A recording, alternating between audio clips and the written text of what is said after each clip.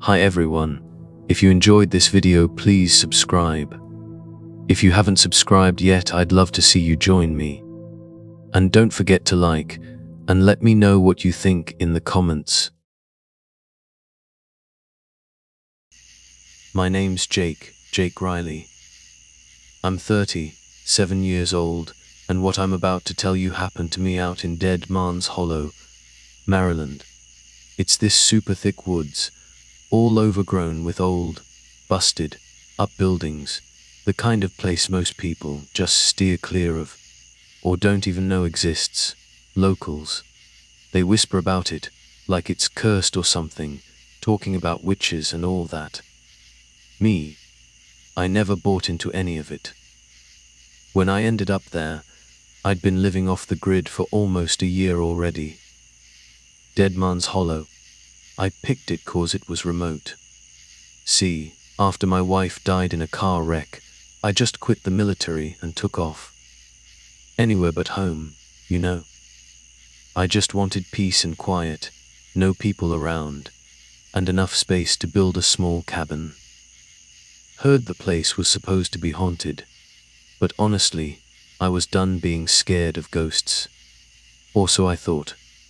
My cabin was right near the busted up foundation of some old mill. The whole hollow was littered with leftovers from old factories from way back in the 1800s. And then there were the stories, whispers about a witch who got executed there, her spirit cursing the land. Local folklore, I figured. But around my cabin, things started happening, little things, but they started to get under my skin. My hunting traps, they'd be sprung empty. Nights, I'd hear these whispers coming from the trees, too soft to make out words. Mornings, I'd find these weird carvings on the trees near my place, symbols, letters, some language I didn't recognize.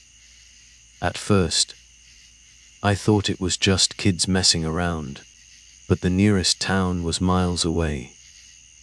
And the more I tried to ignore it, the more stuff showed up. Then, one afternoon, I was checking my snares, and I heard an engine in the woods. Nobody was supposed to be out there but me. My heart started pounding as I crept back towards the cabin, rifle in hand. And then I saw it, an old pickup truck. I recognized it from years ago, and my chest loosened up a bit. It was Mark Davison, an old buddy from my time in the service. We weren't exactly close, but we'd been through some serious crap together overseas. Still, he didn't give me any heads up he was coming. "Jake, you look like you've seen a ghost, man," he says with this grin. Mark hops out of the truck, lugging 2 big duffel bags. He was around 40 now, same cocky swagger. "Heard you were living way out in the sticks. Thought I'd pay a visit." I got a bad feeling, though. Mark and I had lost touch after the war. Rumor was he'd gotten into some shady stuff, arms dealing, maybe worse. Still, I couldn't just tell him to leave without at least offering him a meal. Hospitality, or maybe just leftover guilt, I don't know. But I let him stay the night.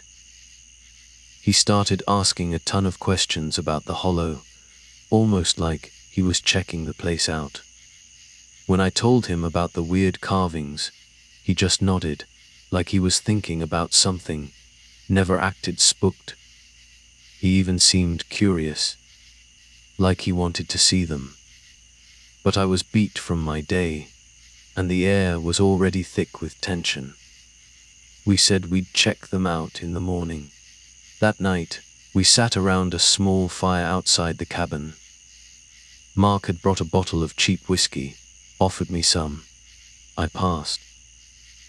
Didn't trust him enough to let my guard down out here, especially with the woods still whispering. He shrugged, took a long swig himself. "Man, you really went off grid, huh?" he asks. "No phone, no neighbors.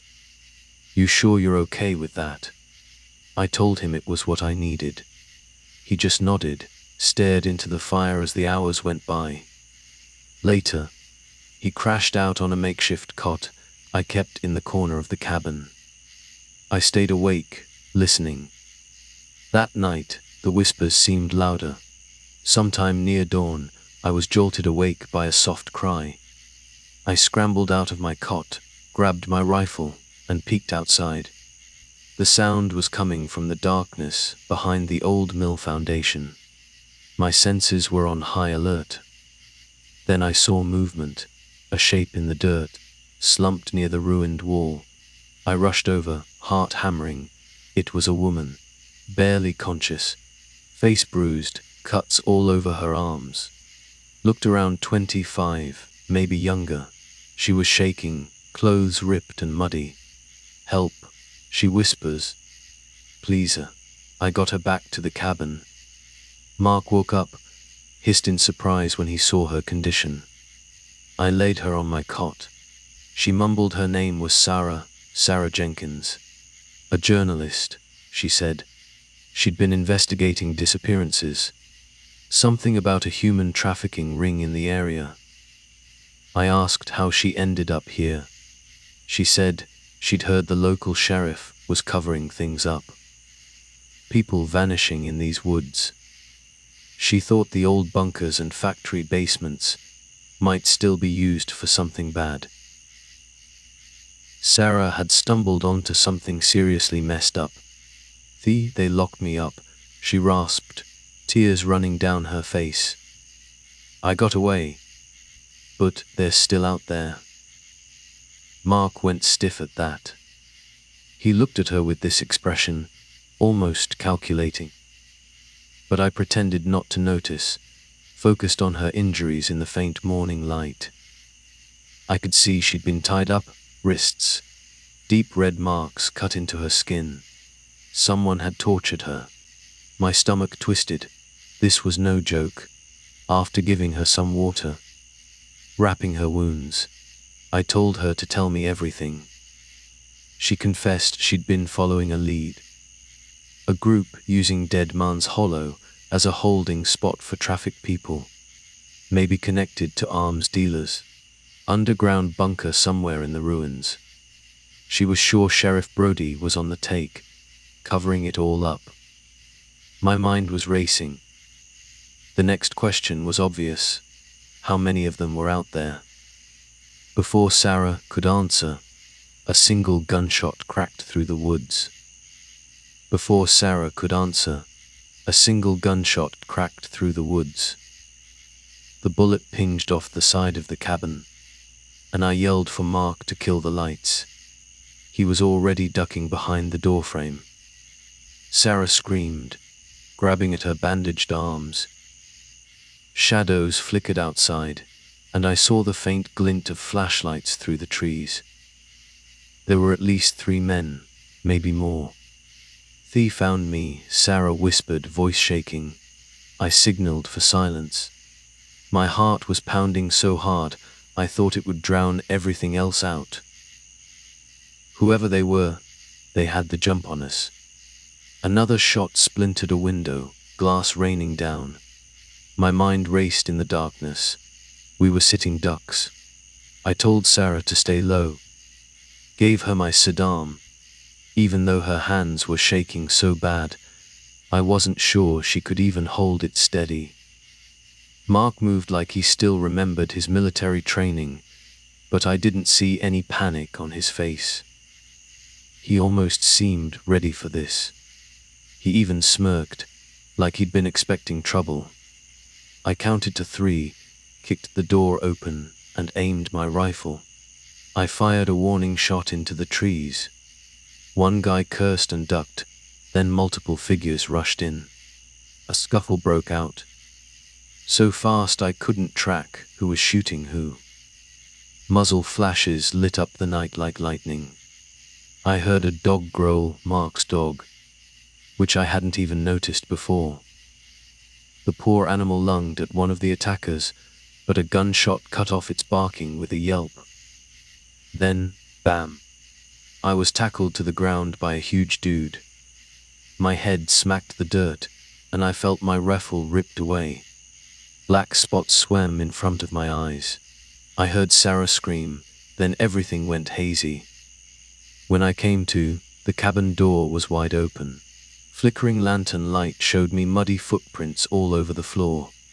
My rifle was gone. My ears were ringing. No sign of Sarah. Worse, Mark was gone too. I lurched outside. The only sign of a fight was my own blood spatters and the broken glass from the cabin window. Of the attackers, only an overturned flashlight remained, its beam shining on a carved tree trunk. But this time, the carving was different. It was a name, Sarah, etched in neat block letters, repeated over and over. The hair on my arm stood up. It looked too fresh, too deliberate. And the letters, they were in my handwriting. Yet, I had zero memory of doing it. My mouth went dry, cold sweat trickled down my spine. I'd seen a lot in my life: war, loss, men at their worst. But this was different. It was like something wanted me to know Sarah's fate was sealed, that the forest itself was in on it. I spent the next few hours searching, following broken branches and footprints. At dawn, I found it, the remains of an old bunker entrance, hidden behind thick undergrowth. The metal door was slightly ajar. Inside, my eyes slowly adjusted to the darkness. The stench of rot hit me like a wall. I forced myself to keep going, stepping over what looked like old crates and rusting machinery. Then I saw a small cell, its gates swung open. Concrete walls, fresh blood smeared across them. A muffled cry caught my attention. I pressed on, deeper, until I reached a larger chamber, lit by a single bare bulb dangling from the ceiling. Rusted chains on the walls, a battered old table. No Sarah. But in the corner, I found something else. A black, oily substance pooled on the floor, like someone had spilled tar. It looked wrong in the flickering light, shimmering like it had a heartbeat. That's when I heard them, men's voices, low and urgent. I flattened myself against the wall, peeked around the corner, and saw 3 men. One of them was Sheriff Brody. Looked older than I remembered from the few times I'd seen him in town, but his posture was firm, menacing. The second man was a local deputy. The third was Mark. My heart twisted at the betrayal. They were huddled around a crumpled figure. Sarah was on her knees, wrists bound behind her back, trembling, head hanging low. Sheriff Brody was talking to Mark.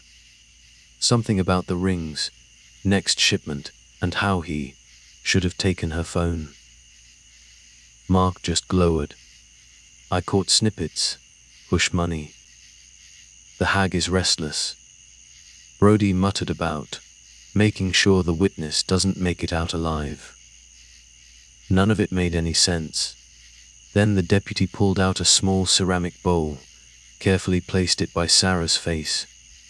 Inside was that black, oily stuff. My gut churned. They forced her head back, pried her mouth open, and poured. She gagged, half choking, the thick liquid dribbling down her chin. Something about it shimmered, almost alive. Sarah's eyes rolled back in her skull. For a split second, the air seemed to vibrate. Sheriff Brody backed away, spooked. Mark hissed, "What the hell?" Sarah's body went rigid. A cold draft blew through the bunker. I swear I heard a faint whisper, like 100 voices calling from the walls. Then her eyelids snapped open, revealing inky black eyes. She stared directly at me. I froze, pressing harder against the concrete. She said nothing. Her face was blank. That was almost worse than screaming. Sheriff Brody mumbled, "We need to move." He told Mark to finish up, to kill Sarah if she got out of hand. Brody and the deputy left. footsteps echoing down the corridor. As soon as they were gone, Mark knelt in front of Sarah, his hand shaking. "God, what did they do to you?" he muttered. He tried to wipe away the black liquid from her face. Without warning, Sarah seized his wrist with unnatural strength. Her neck cracked at an angle that made my stomach turn. She whispered something in a voice that didn't sound human. Then the overhead bulb popped, plunging the chamber into darkness. Mark cried out. I heard a sickening snap. That was my chance. That was my chance. I lunged forward, flicked on my flashlight, and aimed my pistol. But Sarah was already standing, free from her bonds, bent over Mark's convulsing body. Her eyes locked on me, and her lips parted into a grin that showed teeth smeared with black tar. I fired a shot into the ceiling, hoping to scare her, or break whatever hold was on her. She looked at me, confused, like she recognized me for a split second. I saw the old Sarah flicker in her eyes, bruised, terrified. "Help me," she rasped. I grabbed her arm, pulling her away from Mark, who was moaning, his arm twisted at a crazy angle. We stumbled through the corridors, heading back the way I came.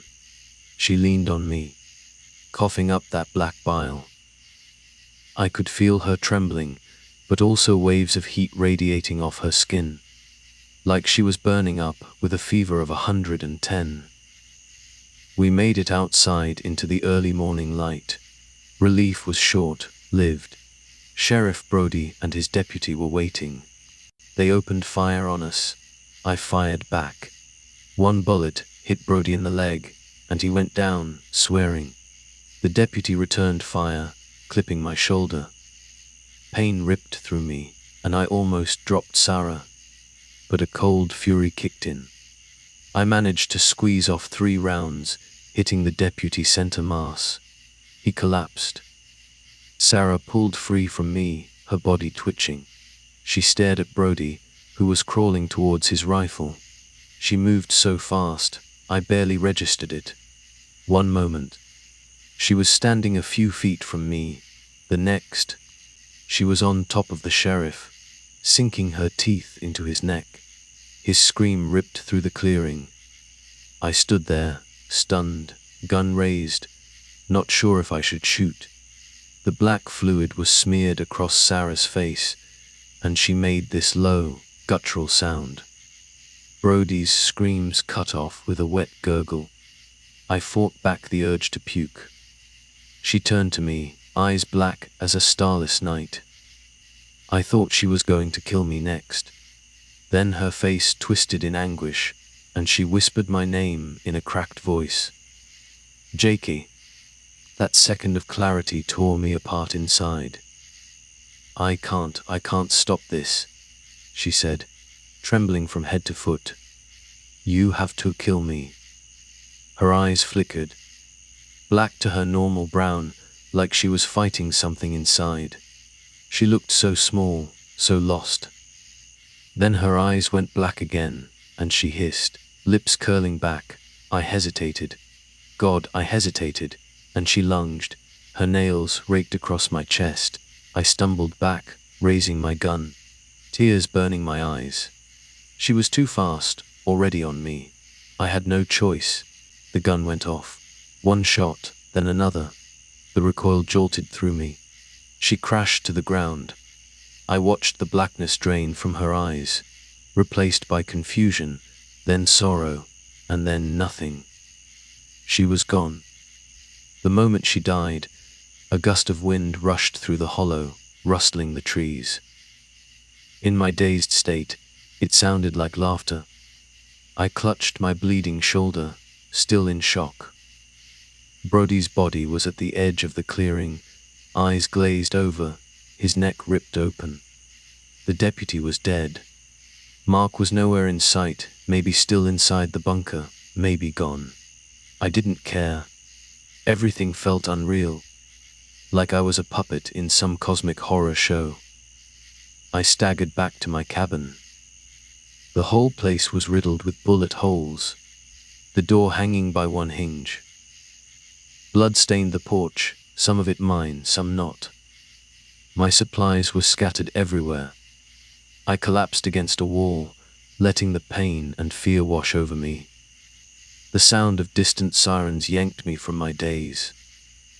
It was still morning, but I swore I saw flashing lights in the distance. Sure enough, within an hour, men in suits arrived. FBI, they said. They swarmed the area, combing through the ruins, the bunker. But they kept me at a distance, telling me to sit tight while they secured the scene. I recognized the smell of a cover up immediately, seen it in the military more times than I could count. No bodies came out of that bunker. No sign of Sarah, the sheriff, or the traffickers. An agent with a stern face asked me questions, but I gave them short, clipped answers. He kept scribbling notes, then made a few calls. They insisted on taking me to the hospital for my shoulder. But once I was patched up, they said they wouldn't be pressing any charges. When I asked about Sarah, they said, "Who?" I nearly lost it, but I was too drained physically, mentally, emotionally.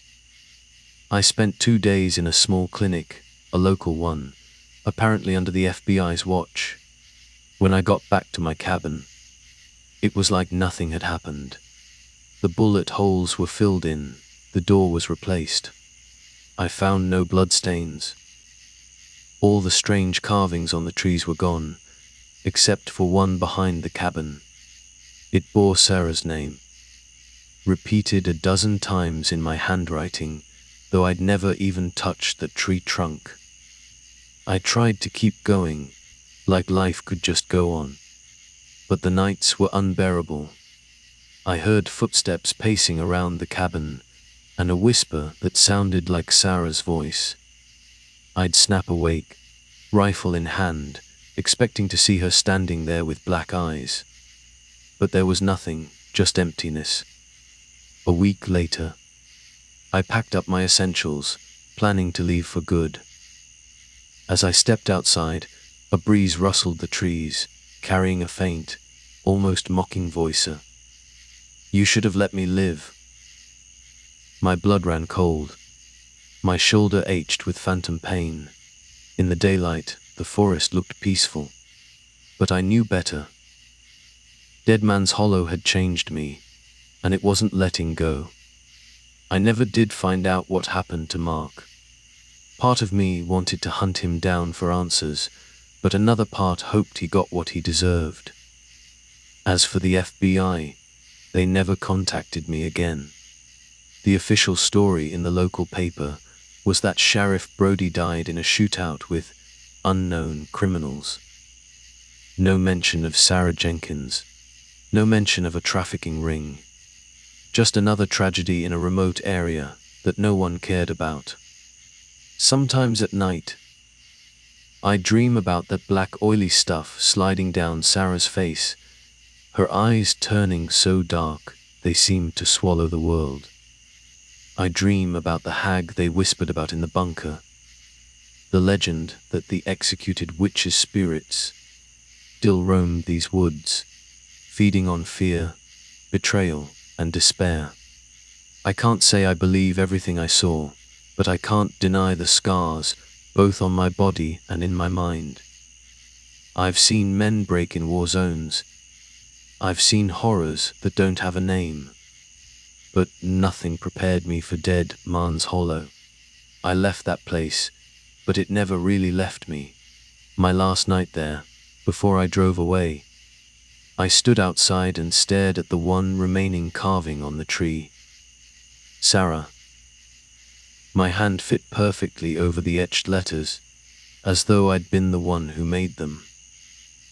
And I felt the wind at my back, a cold wind that whispered her name. I sometimes think about the life she lost, the truth she never got to publish, about how I had to kill her to save myself, and maybe save her from something worse. As I drove off, I felt the hollow's ancient eye watching me, letting me go, but keeping a part of me behind. Even now, I can't say I'm free. Maybe no one who goes there ever is.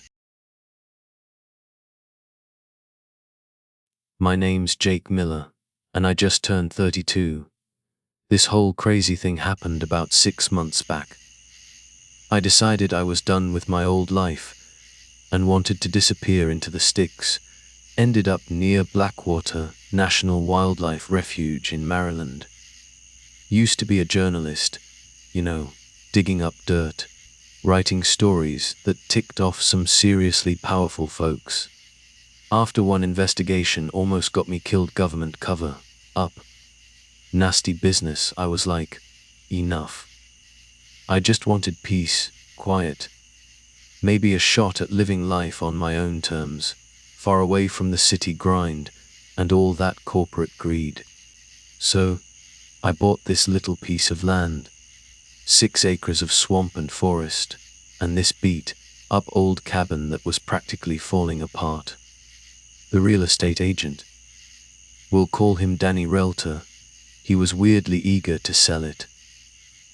Like, practically shoved the papers at me, wouldn't even haggle on the price. At the time, I was just happy someone was willing to sell me the place. Most folks in town gave me these strange looks when I said I was moving into the swamp.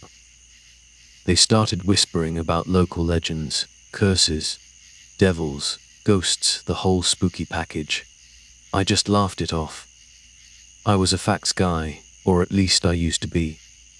When I finally got to the cabin with all my stuff, I noticed some creepy stuff right away. Old animal traps lying around, rusted to hell. Piles of bones, small ones, maybe raccoon or possum, scattered near the edge of the clearing. And then, even weirder, these crooked symbols carved into the cypress trees. Circles with crosses, triangles with eyes, runes I didn't recognize. But I just shrugged it off as local superstition. Figured the townsfolk probably did it to scare off city folks like me. The first few days were quiet. I spent my time patching up the roof, clearing fallen branches. Trying to make the porch safe felt like it could collapse any minute. But then, on the 3rd night, I'm lying on this busted cot inside, and I hear 3 knocks on the door. Soft, measured, 1, 2, 3. I jumped straight up, heart pounding, adrenaline rushing, grabbed my flashlight and this hunting knife I kept handy. I opened the door, and nothing. Clearing was silent. Just the wind in the trees and the bugs buzzing. Thought maybe a branch had fallen against the cabin. I walked around with the flashlight, looking for anyone, anything, nothing. And in a place as thick with woods as Blackwater, you hear random thumps all the time. But still the next night, same thing. 3 knocks, but this time louder. I was on my feet in a second, yanked the door open, and nearly dropped my flashlight. Footprints. In the mud right at my doorstep. Footprints leading right up to my door, but none going away. I tried not to freak out. I was alone, miles from anyone. The few people I'd seen in Cambridge, the nearest town, were polite but kept their distance. Danny Realtor had said it was quiet, that I'd be free to do my own thing. But now, this uneasy feeling was creeping in. Something was definitely off. Then the 3rd time the knocking came, it was midday. That's when I saw him, the man in the black suit. I was outside, checking around, when I spotted him at the edge of the clearing. Tall, standing super still, wearing this perfectly pressed suit and holding a black fedora. Looked like he'd walked straight out of a funeral from the 1950s.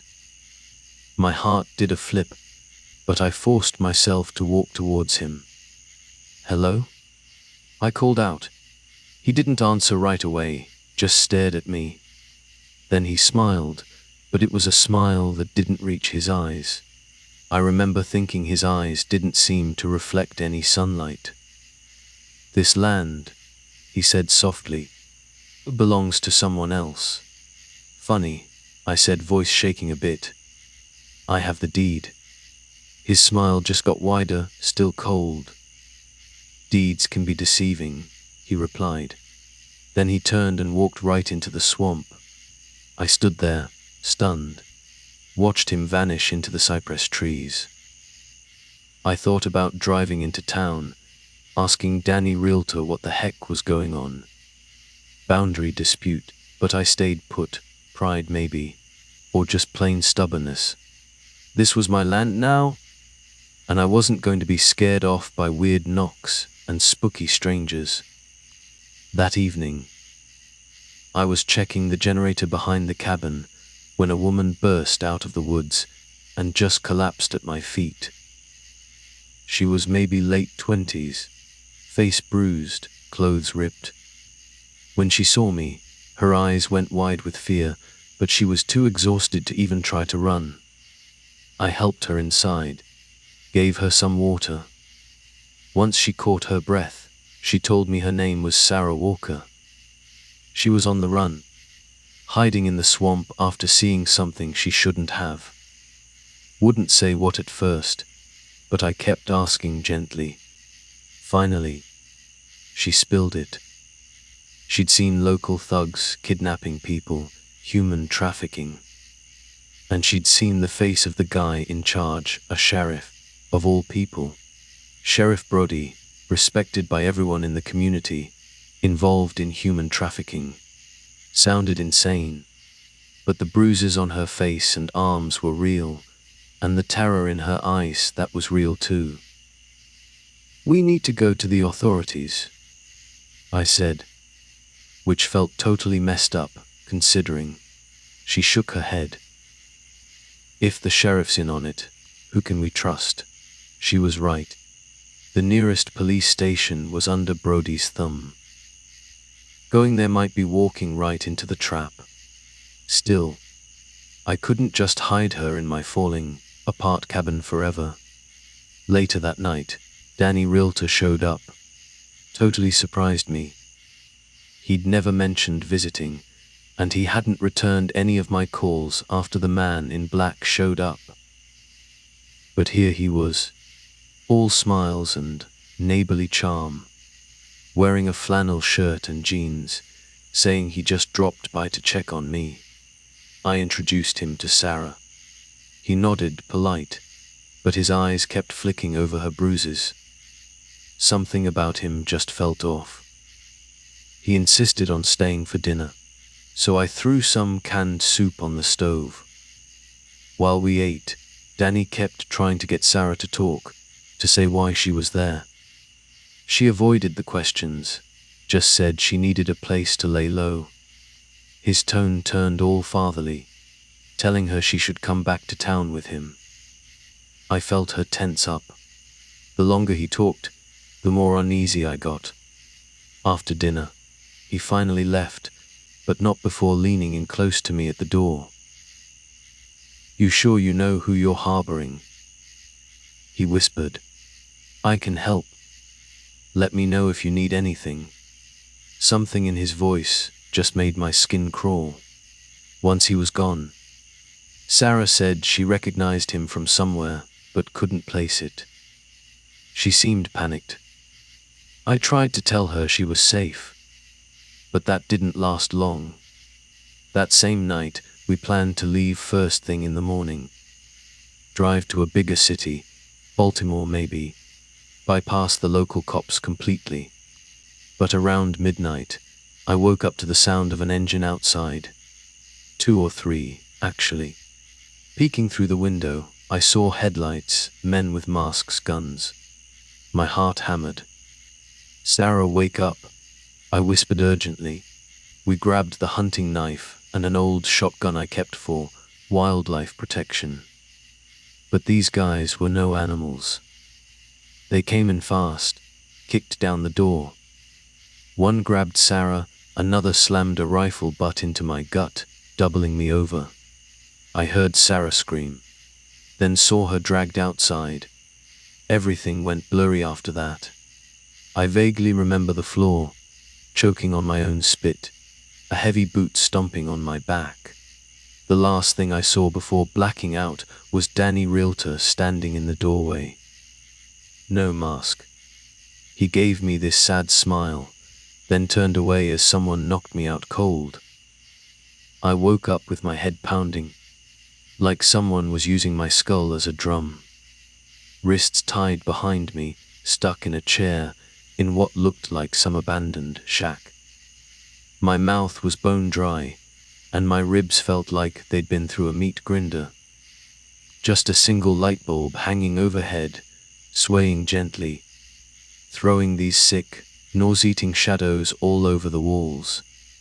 In the corner, I saw a bunch of old tools, hammer, wrenches. The kind of stuff that could make you really regret crossing the wrong people. My stomach twisted. Then the door creaked open, and Sheriff Brody walked in, still in his uniform. I recognized him from the wanted posters Sarah had described.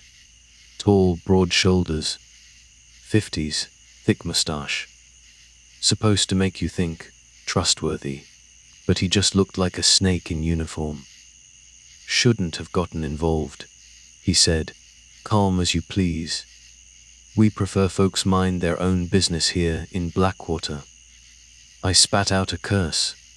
He just ignored it, crossed his arms like he was leaning back in his office chair. As far as the county's concerned, he went on, you never showed up, bought land, disappeared. End of story. My hand strained against the rope. Where's Sarah? I growled. He just raised an eyebrow. Who? I cursed again, louder this time. Brody walked over and bam, smashed his fist right into my jaw. Man, he was strong. Pain exploded in my head, and the world started to go dark around the edges, but I fought to stay conscious. Through the haze, I heard him mutter something about keeping quiet. Then he just left. Felt like hours I was struggling against those ropes. Finally, I managed to work one hand free, dislocated my thumb doing it. Pain was unbelievable, but it loosened the rope enough. I bit down hard to keep from screaming and got the other hand free. My ankles weren't tied, so I stumbled over to the corner. Legs shaking with every step, adrenaline just draining out of me. Still, I found a hammer, grabbed it like it was a lifeline. A few minutes later, a guard, one of Brody's guys, came in, probably to check on me. I swung that hammer like a madman, caught him right on the side of the head. He went down hard, blood spreading on the floor. I gagged, but survival kicked in, tore a pistol from his belt and bolted for the door. Outside, I was in the middle of a muddy clearing. Just a pickup truck parked nearby. Didn't see any other guards, but I wasn't sticking around to find out. I stumbled into the swamp, half crazed with fear and pain, cradling my busted thumb. Moon was hidden behind the clouds, pitch black. I waded blindly through knee-high water, just trying to get as far from that shack as possible. Mosquitoes buzzing, night creatures howling all around me. Couple times, I thought I heard footsteps, but every time I turned, nothing. Occasionally, I'd see a flicker of movement, like a shadow in the corner of my eye, but it'd vanish when I tried to focus. Finally, I reached drier ground. Ahead in the gloom, I saw the broken outline of an old church. Sagging wood, busted stained glass. Desperate for shelter, I crept inside. Pews overturned, altar half collapsed, musty smell of mold and rot hanging in the air. And then I saw him, the man in black, sitting where the pulpit would have been, leaning against an old lectern. Same perfect suit, hat resting on his knee. He just nodded at me, like we were old buddies meeting up by chance. "You look terrible," he said softly. I pointed the pistol at him. Though I was shaking so bad, I doubt I could have hit him if I tried. "What do you want from me?" I demanded. He smiled, stepped closer. "I don't want anything, Jake. I'm here to offer you something." "Who are you?" My voice was barely a whisper. He tilted his head, like he was figuring out how to explain. "Some call me an opportunity. Others call me a curse. A few know me by a simpler name, the devil." He just let that word hang there, the silence of the swamp filling the ruined church. I stared at him, trying to figure out if this was some twisted joke, but the air felt cold, suddenly, and the shadows in that church seemed to creep closer. Rational part of my brain was screaming, but fear was clawing at my gut, telling me this was no ordinary man. "You want Sarah," I said, though I wasn't even sure if it was true. His eyes went darker. "I want many things. But right now, I'm here to give you a choice. You can leave this place, forget Sarah, forget these men and their crimes, and live. Or," he pulled out a piece of parchment from his coat pocket, "you can sign, and I'll grant you the power to save her." I wanted to run, to say no, but my mind was just flooded with images of Sarah, what they might be doing to her. My pulse was roaring in my ears. I could feel myself almost giving in, but something inside me just snapped. I remembered the stories I used to write, exposing the dirt. If I took a deal from this thing, I'd be no better than the criminals I used to go after. I shook my head. "No," he sighed, almost like he was disappointed. "You'll beg soon enough." He stepped aside, and that's when Danny Realtor walked in from behind the busted altar, wearing this confident grin that just twisted my stomach. Something about him felt wrong, like he was bigger, taller than I remembered. Maybe it was just the way the shadows clung to him. "You," I snarled, pointing the pistol. "You set me up." "I warned you, Jake," Danny said, voice mocking. "I tried to help you realize the swamp doesn't belong to you. It belongs to him." He nodded towards the man in black. My anger just boiled over. I fired. Shot rang out, echoing in the rotted rafters. Danny stumbled back, but then he just smiled. Small, smoking hole in his chest where the bullet went in, blood dripping, but he barely even flinched. Then he lunged, fast, unnatural speed, knocked the pistol out of my hand. We crashed into the pews, splintered wood tearing at my arms. He was on top of me, face twisted into this cruel sneer. I punched him in the throat, felt something snap, but he just laughed. Then slammed my head into the floor. Vision swam, gasping for air, fighting to stay awake. The man in black just watched, calm, like we were some kind of show he was enjoying. Danny dragged me to my feet. And then I realized, somehow, I still had the Gord's pistol. It was jammed between the broken boards. Managed to grab it again, shoved it under Danny's jaw, and pulled the trigger twice. Blood and brain matter splattered all over the altar. Danny's body just collapsed, twitching. I stumbled back, trying not to throw up. When I looked up, the man in black was still there, looking totally unconcerned. "Only one of you gets to leave," he murmured. Half expected Danny to get back up, but he stayed down, still, pool of blood spreading under his head. "Where's Sarah?" I shouted, voice hoarse. "Jake." New voice behind me. "Sarah." I spun around, standing in the broken doorway, tears in her eyes. dirt and bruises all over her face, but she was alive. Relief just washed over me, until I noticed something wrong with her eyes. Darker than before, almost black. She staggered towards me. "Sarah," I said softly, reaching out. "Are you okay?" She opened her mouth to speak, but her lips just curled into this half sneer. "You should have taken the deal," she whispered, voice that wasn't hers. Then she lunged, knife flashing in her hand.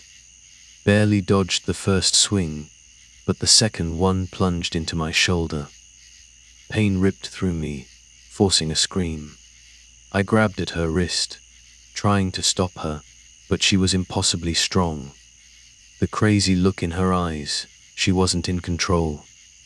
"You have to fight it," I pleaded, not even sure if she could hear me. The blade twisted deeper, and I gasped, knees buckling, black spots dancing in front of my eyes. Any second, I was going to pass out. Somehow, I managed to swing the butt of the pistol against her temple. She stumbled back, dazed. Just enough time to yank the knife out of my shoulder. Blood poured down my arm, making my grip slick. She came at me again, and I just slammed my head into hers, last desperate move. She fell to the ground, stunned. When I looked up, the man in black was gone. Just gone. No trace. My whole body was shaking, partly from blood loss, partly from just pure horror. I crawled towards Sarah, ignoring the throbbing pain. Reached for her face, brushed her hair aside. "Sarah, you can't be gone," I mumbled. Her eyes fluttered open. Just for a second, I saw her real eyes, her real expression. She looked terrified, opened her mouth, maybe to say my name, and then she screamed, raw, inhuman sound, and fled into the swamp, moving on all fours, like a wild animal. I cried out, but she vanished into the darkness. I don't even remember how I made it back to the road. Everything after that fight was just a blur of pain and feverish stumbling. Eventually, headlights pinned me. Collapsed, fully expecting to be run over or shot. But the driver rushed out, calling for help. Turned out to be a couple of FBI agents, or so they said. Never got their names. They loaded me into a black SUV, gave me some quick first aid, and started driving. I just babbled, telling them about Danny, Sarah, the sheriff, the man in black. They listened in silence. Almost passed out. I asked why the FBI was even out here in the middle of nowhere. One of them glanced at the other. "We got a tip about illegal activity. That's all you need to know," he said, not unkindly. Must have blacked out again. Woke up parked by a burned out shell of a building. My cabin. Flames still licking at the beams, smoke curling into the night sky. What's happening?" I gasped. The other agent turned to me, face unreadable. "Evidence disposal," he said, just like that. "We don't need this drawing attention." My mind just reeled. My property was on fire. Everything I owned, even that busted old generator. Gone. Sarah. She was never here. The first agent cut in. "You were never in Blackwater. Understand?"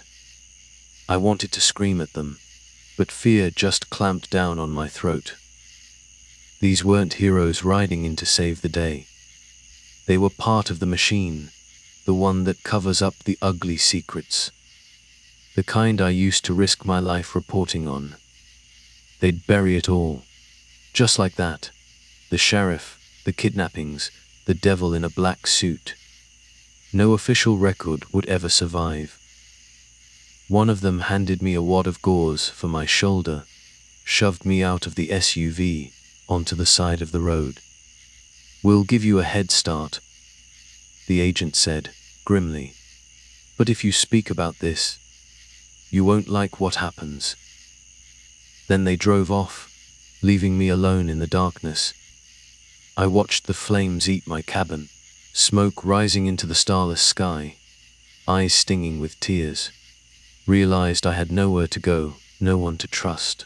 Weak, bleeding, I just shuffled towards the distant lights of the highway. Wish I could say I found closure, that I recovered, went to the authorities, brought the corrupt sheriff to justice. But that's not how this story ends. I made it to a hospital, staff patched me up, asked a few polite questions about how I got hurt. I lied, of course, some story about a woods accident. They didn't push it. Tried to leave Maryland as soon as I could walk without falling over. Found a cheap motel a few states away in Virginia. Sitting alone in that dingy room, I thought about Sarah. Wondered if she was still alive out there in the swamp, or if something worse than death had claimed her. The memory of her eyes, black, hollow, haunted me every time I closed my own. Month later, in some dive bar just off the interstate, I was nursing a whiskey when I felt that presence behind me. Skin prickled. Turned around. Man there in black. Same suit, same fedora. Tipped his hat, small polite nod, and smiled that cold smile. Then he just vanished. No door opened, no footsteps.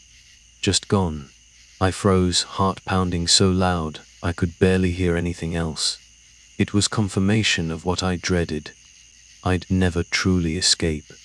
Whatever he was, devil, demon. Just pure evil in a suit, he'd marked me that night in the swamp. Man can't walk away from a bargain with the devil, even if he never signed the contract. Paid my tab, hurried outside, scanning the parking lot, half expecting to see him leaning against a car. Just darkness, sliver of moonlight on the asphalt, sound of my own ragged breathing. Climbed into my beat, up sudden, started the engine. Didn't know where I was going, just that I needed to keep driving. Since then, I've stayed on the move, never lingering in one place too long. Nightmares haven't stopped. Bad nights, I dream of Sarah screaming in that old church. Black eyes staring through me. Dream of Danny's corpse rising from the floor, grinning.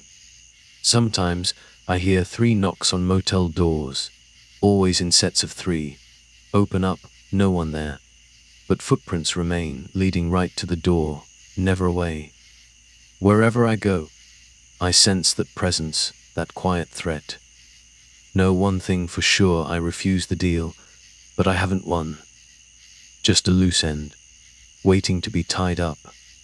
Or maybe, future mark for the next time the man in black decides to offer a choice.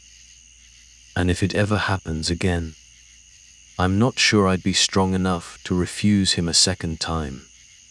That's my story. I survived, but not in any way you'd call living. If you ever find yourself alone in the Blackwater swamp, or anywhere that feels old and hungry, listen for those knocks. Watch for footprints that appear out of nowhere. If a tall stranger in a black suit offers you a deal, run. Because once you let the devil into your life, he never really leaves. And if you're reading this, thinking it's all nonsense, some tall tale from a paranoid drifter, be glad you can afford to doubt.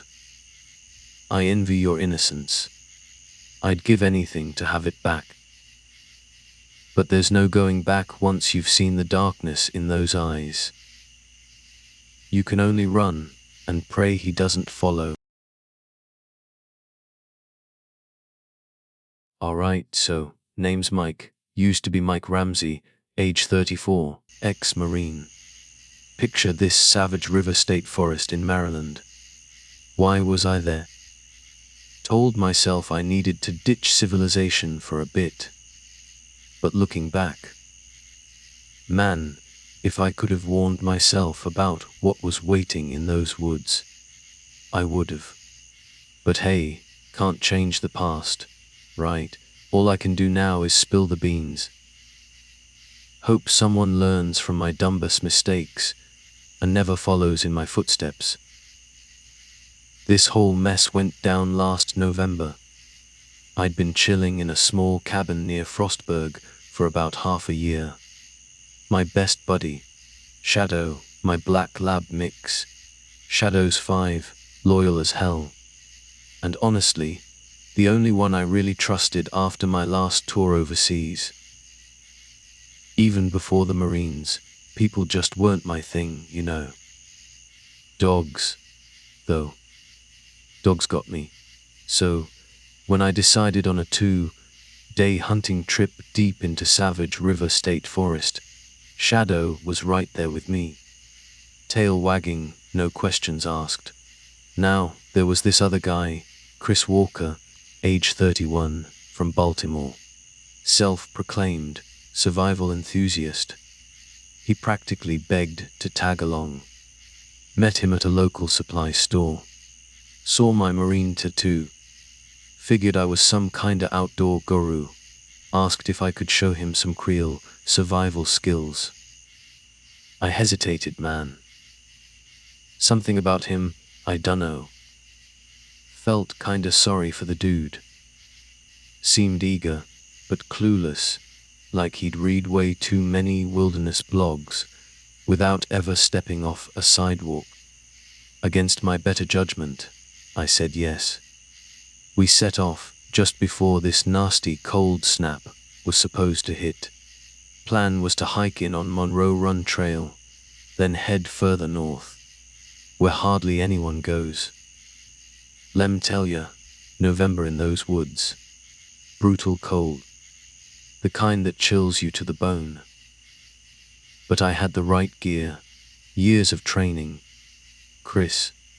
Dude was underprepared from the get-go. Cheap sleeping bag. Boots that looked like they'd fall apart after a mile, and a rifle he swore was fine, even though it looked half broken. Tried to warn him, but he just brushed it off. I'll manage. Right then, I knew we were in for it. Didn't take long for the first crack in the buddy act. Minute we left the marked trail, Chris started whining about the cold, the weight of his pack. Told him to man up or turn back, but he insisted on pushing on. That's when Shadow, who usually walked right beside me, started acting weird. Stopping, sniffing the air, low growl rumbling in his chest, then moving on. Shrugged it off at first. Figured he caught a whiff of a bear or coyote. Little did I know that dog was picking up on something way beyond our senses. Made camp by dusk. Found a flat spot near a stream. Wind was whipping off the water. Temperature dropped like a rock as the sun dipped behind the pines. Chris was wrestling with his tent, cursing at every tent peg. I set up a simple lean to for Shadow and me. Prefer sleeping under the stars when I can, as long as it's not snowing too hard.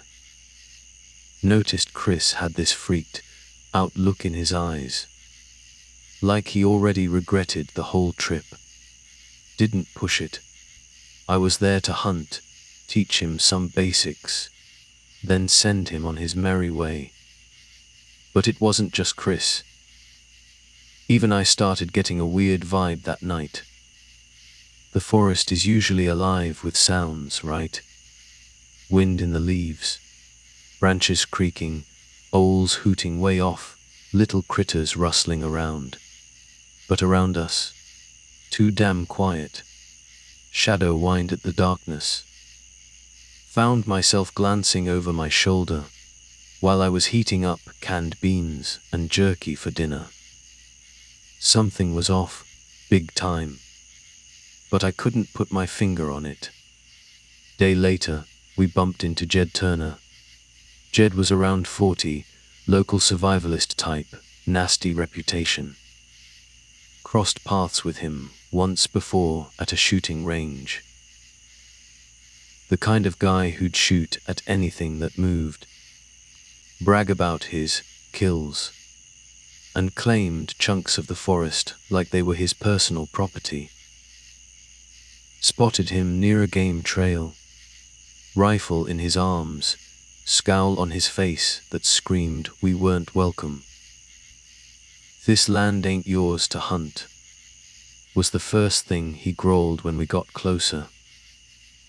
Told him it was state land, open to anyone with a license.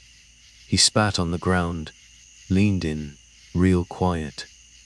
"People disappear out here," he says, eyes flicking over to Chris. "If you ain't ready for what's in these woods, you won't make it out." Shadow bared his teeth. Usually, he's cool with strangers, but Jed had a vibe that set both of us on edge. Before things could get ugly, Jed backed off, melted into the trees, gone. Chris shuddered, like he was relieved Jed was gone, but also scared shitless. We kept going deeper. That night, bam, sudden blizzard. Temperature plummeted. Snow started piling up on the forest floor. Storm was way worse than we expected. Radio was useless, just static.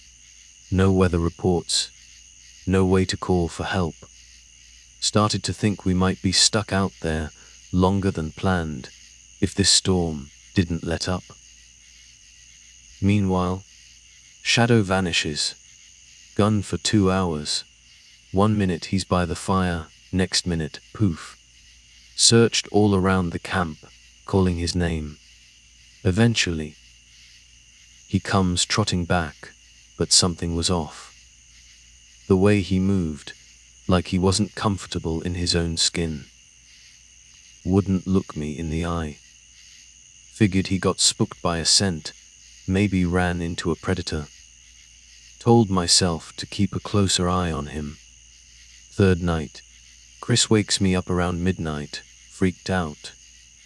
"Mike, I heard something," he whispers, eyes wide, pupils blown.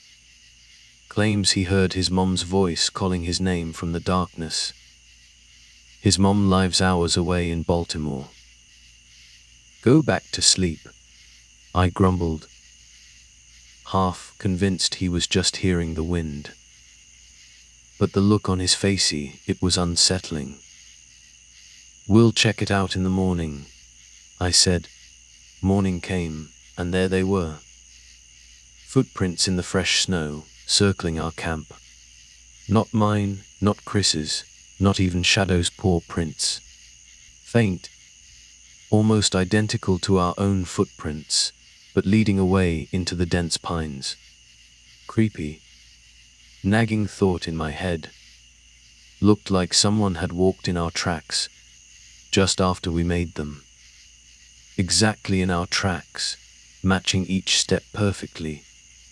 Around noon, we stumbled on Jed's campsite, or what was left of it. Tent ripped to shreds, sleeping bag torn and scattered everywhere. His rifle, snapped in half. Never seen anything like that without some serious force. No blood, no body, but the whole area reeked of this metallic odor. Made the hairs on my neck stand up. Shadow sniffed the mess, started whimpering, tail tucked between his legs. Whatever hit Jed's camp, it wasn't a normal animal attack. Chris started begging me to turn back. "Mike, this is insane," he says. "We gotta go." Part of me wanted to figure this out, though. Or at least see what the hell happened before running scared. Besides, the storm had made the trail almost impassable. Turning back right away wasn't simple. We'd need to ration food, pack up slow, find a safe route. That evening, the forest closed in, silence thicker than before. lit a lantern outside the tent, hoping to keep the shadows at bay. Shadow lay by my feet, still acting distant, head lifting every now and then to stare at nothing. Chris sat across the fire, rifle in his lap, hands shaking. We talked in hushed tones, neither of us hungry. Flickering firelight saw a shape in the distance. Assumed it was my reflection in the dark, eyes playing tricks in the low light. But then it moved, waved at me, slow, deliberate wave. Shaped like a man, about my height, my build, shined my flashlight, and it seemed to vanish behind a big pine trunk. Decided right then and there we were packing up at first light. But that night, chaos. Chris snapped awake, shouting something crazy. Jumped up, saw him pointing his rifle at Shadow, screaming that my dog's eyes were glowing red. Tried to calm him down, but he turned the gun on me. Stay back, he shouts. You're possessed. I see it in your face. Delirious. Maybe from no sleep, no food, just pure terror. Whole body trembling. Feared he'd pull the trigger by accident. Inched closer, hands up. He fired. Shot into the ground at my feet. Bullet kicked up snow and dirt. Shadow barked like crazy. And that's when Jed reappeared. Stepped into our campsite, calm as you please. But his face wrong. Eyes wide, vacant, like he wasn't seeing us at all. Didn't even shiver in the cold, which was bitter enough to make my eyes water. Slowly, he puts a hand on Chris's shoulder, whispers something. Chris's eyes rolled back, and he just slumped to the ground. Don't know what came over me. Lunged at Jed. Before I could even connect, he spun around, inhuman speed, knocked me flat on my back. Head slammed into a rock, everything went black. Alright, so where were we? Yeah. Head slammed on a rock, lights out.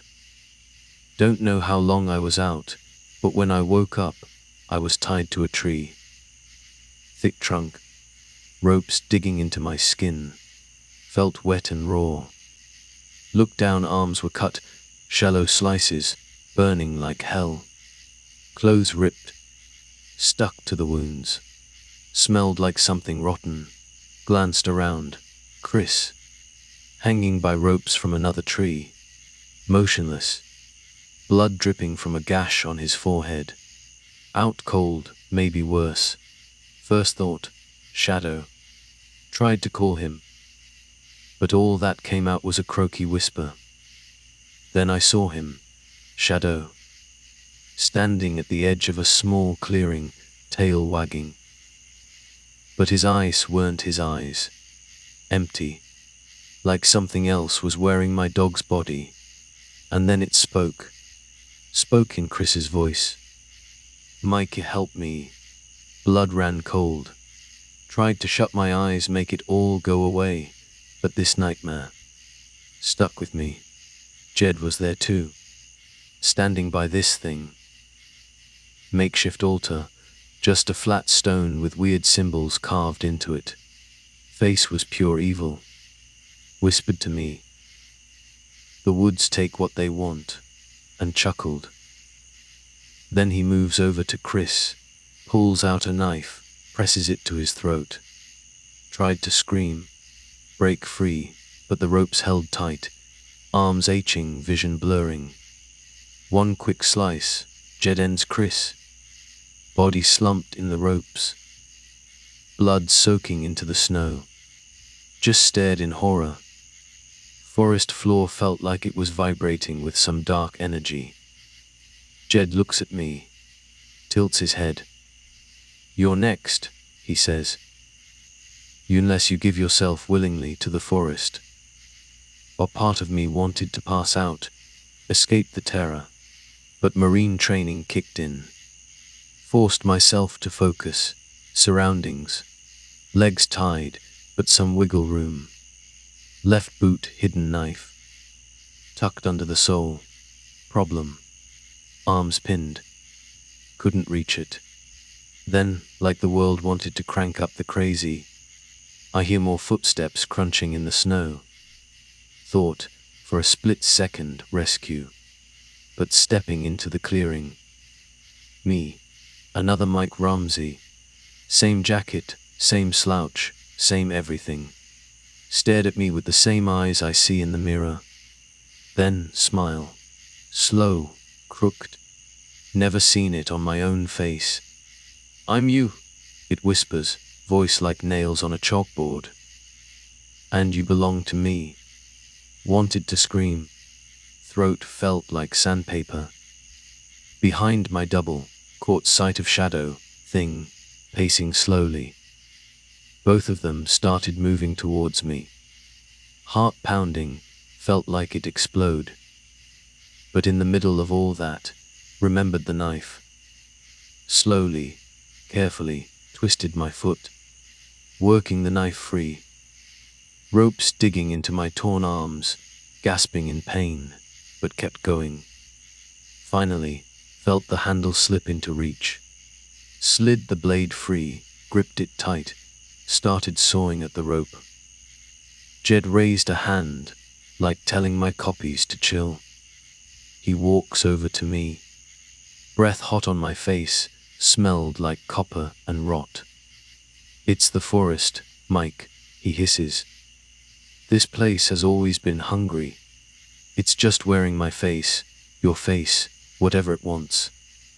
Focused on the rope, ignoring him.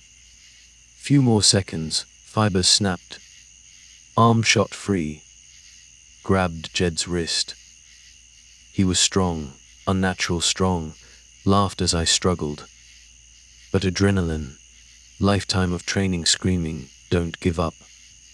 Desperate move, yanked him forward, drove the knife into his chest.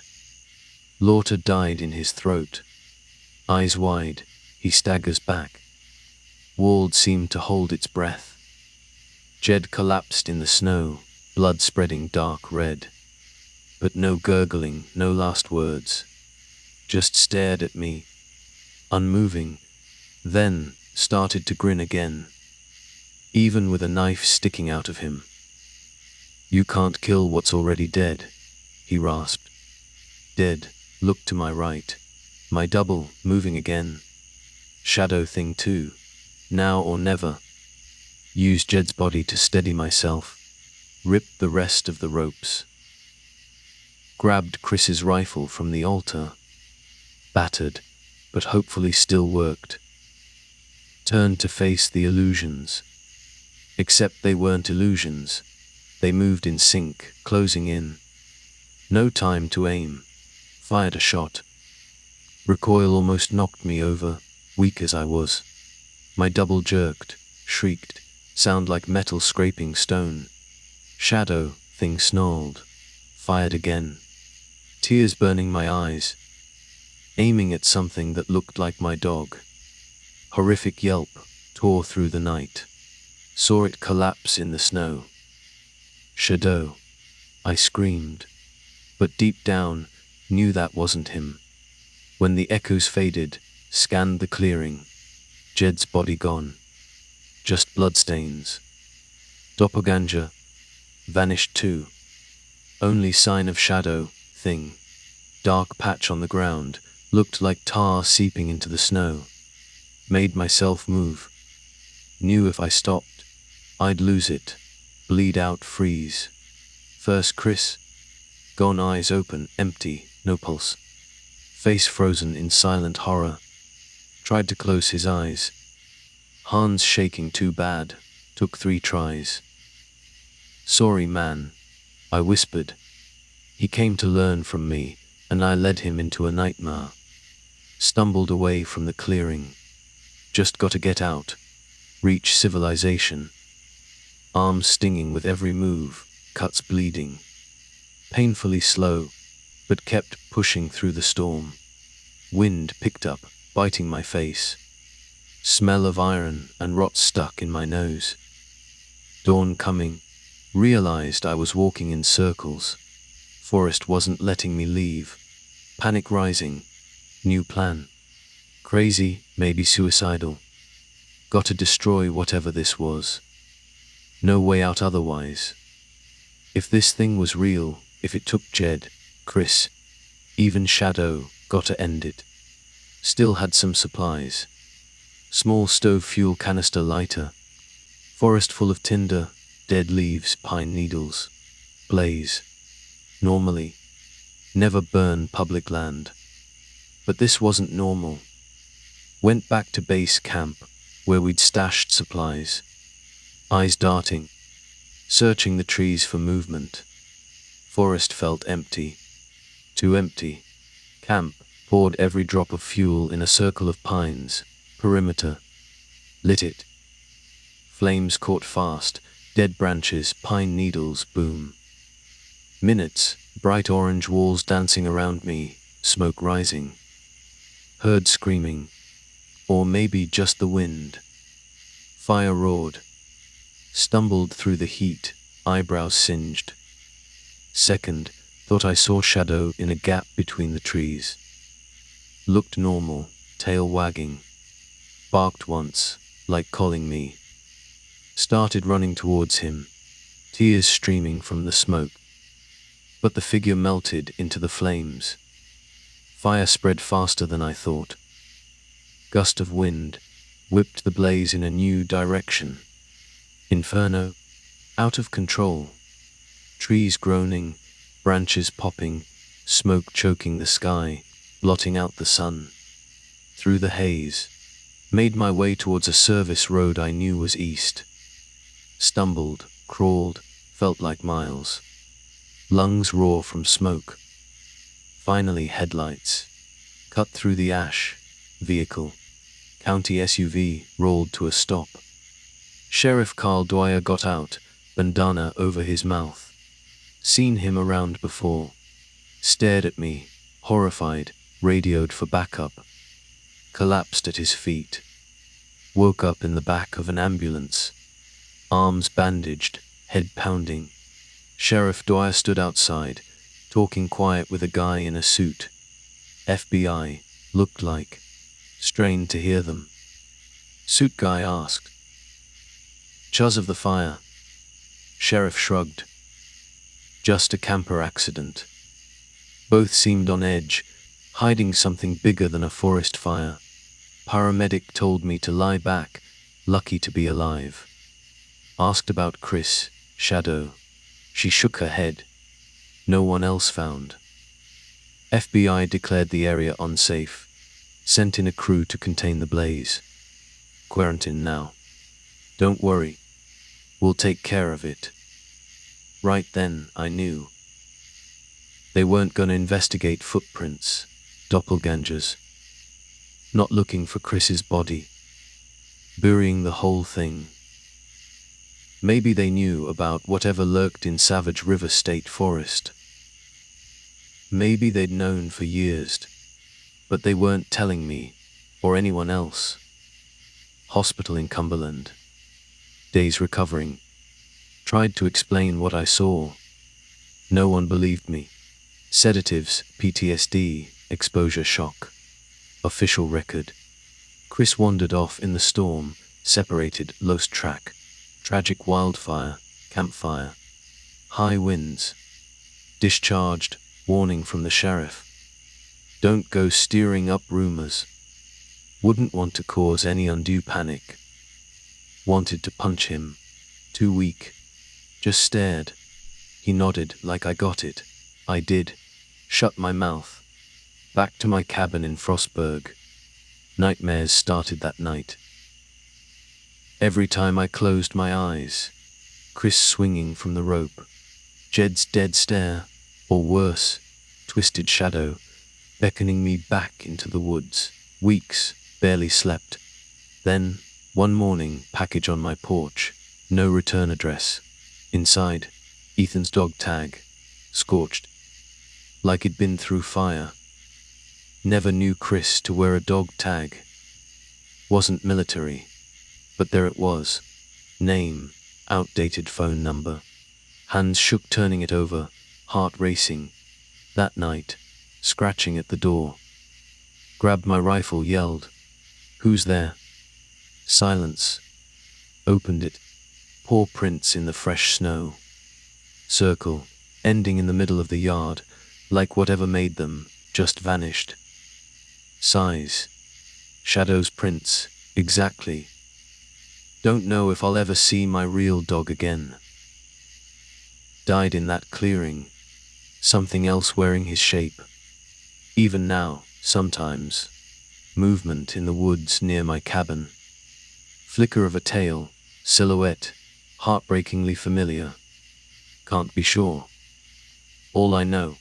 Tried to fight back against the darkness in that forest. Failed. Official story. Wildfire, reckless camping. But at night, hear whispers. Scratching at my sanity. Calling me back. My own voice, from deep in Savage River State Forest. If you ever find yourself in Maryland, near those cold, silent trees, heed my warning. Turn around. Go home. Something old, hungry out there, wearing faces of the dead, or the living. Won't see it coming till it's too late. And even if you escape, never really free. I'm living proof. Thorg, sometimes I wonder if the man who left those woods is the same one who went in. Every time I look in the mirror, question if the reflection is really mine. Or just something that learned how to wear my face. My name's Mike Culloway. I'm 36 years old, and I've done 2 tours in Afghanistan. Came back with a bunch of medals and a head full of stuff I wish I could forget. Last summer, I thought getting away from it all might actually help. You know, find some peace and quiet. Instead, I found something way worse than anything I ever saw on a battlefield. I picked Blackwater National Wildlife Refuge in Maryland. Big old marsh. Promised to be real quiet. My dog, Duke, a black lab who's been glued to my side through everything. He was the only company I really needed. But I wasn't going completely solo. Dave Miller, a buddy from the military, he insisted on tagging along. Dave's a couple of years older than me and, let's just say, he's got a wild imagination. Always thinks the government's hiding something. You know, secret experiments, the whole 9 yards.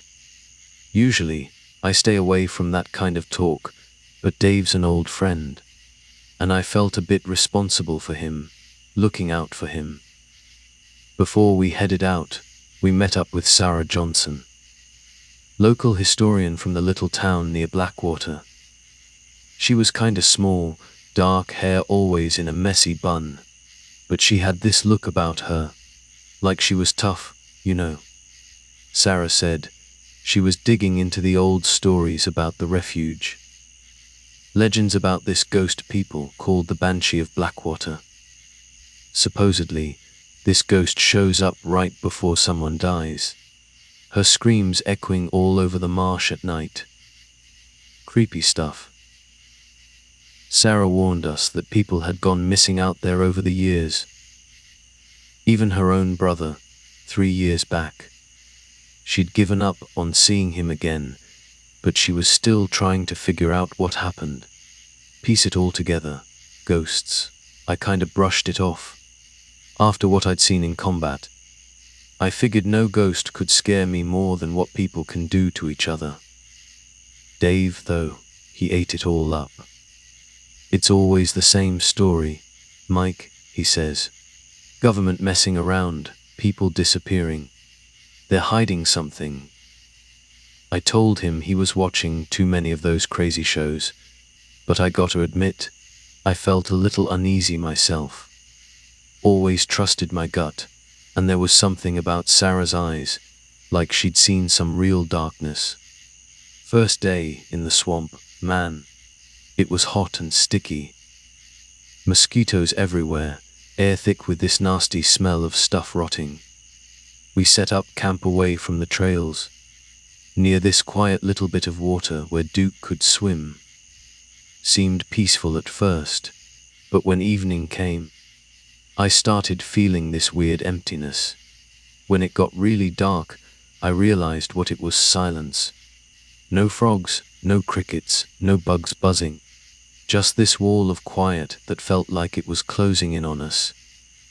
Duke was the first to get jumpy. Started growling low, ears pinned back. Around midnight, I woke up to this faint rustling sound outside my tent. Hair on my neck stood straight up. I grabbed my flashlight, unzipped the tent flap, and there they were, muddy footprints, leading right up to the tent door. But no footprints going back. Like someone walked out of the water, came right to my tent, and just vanished. I looked around, scanned the trees, nothing. Next morning, I mentioned it to Dave, and he pulls out a pistol he's got tucked in his pants. "Told you, Mike," he says. "People are out here. Or something else." We spent the second day exploring deeper into the refuge, but we stayed close enough to camp for Duke's sake. Around midday, we stumbled on this abandoned campsite. Looked like whoever was there just got up and left in a hurry. Gear scattered. Sleeping bags, half-eaten food in plastic containers. But everything was covered in dried blood. Dave started poking around, looking for clues, but found nothing, no IDs, nothing to tell us who was there. I felt this chill, and it wasn't from the weather. Sarah had mentioned disappearances. Could this be connected? We get back to our camp, and there's a local cop and this tall, broad-shouldered guy waiting by the trees. Tall guy introduces himself as Sheriff Thompson. Gray hair, tough, weathered face. Starts asking questions, what we're doing out here, if we got permits to camp. I explained we bought the permits online. Sheriff's face stayed neutral, but I saw something in his eyes. Coldness, maybe. Or just tired. He told us to be careful, then just turned and walked off. Deputy followed him, didn't say a word. Dave lets out a breath. "They're watching us," he mutters. I tried to calm him down, but honestly, the sheriff gave me the creeps too. That night, we cooked some food over a fire, trying to shake off the bad feeling. Sarah shows up after dark, said she followed our trail, wanted to share some more of her research. She tells us this old story about a Civil War widow, Abigail Parker, who supposedly hanged herself in the swamp after her husband didn't come home from the war. Local legend says her spirit, twisted with grief, roams Blackwater, screaming whenever someone's about to die. We didn't have long to think about it. Right after Sarah finished the story, this ear-splitting scream just ripped through the night. So loud, I dropped my mug, hands clamped over my ears. Duke went nuts, barking and snarling at the shadows. Sounded like it was coming from everywhere, rattling my brain. Then, just as quick, it stopped. Left this even heavier silence behind. Sarah's face was white as a sheet, eyes wide. "That's the sound," she whispers. "That's what people describe. The banshee." Dave jumps up. "It wasn't a ghost," he insists. "Sounded more like a recording, of a predator. But definitely not human. Something they're testing out here." I just shook my head at his crazy ideas, but I couldn't explain what we just heard. We went to bed after checking the campsite 3 times, guns loaded. By dawn, I was already wired tight, and Duke had been pacing around my tent all night. Next morning, Dave's all fired up about finding out where that scream came from. Against my better judgment, I agreed. We left Sarah at the campsite, gave her a flare gun and a flashlight, and headed deeper into the marsh. A few hours in, we run into this armed group. Looked like hunters at first, rifles, camo gear. Guy in front was tall, broad shoulders, scruffy beard, eyes that sized us up quick.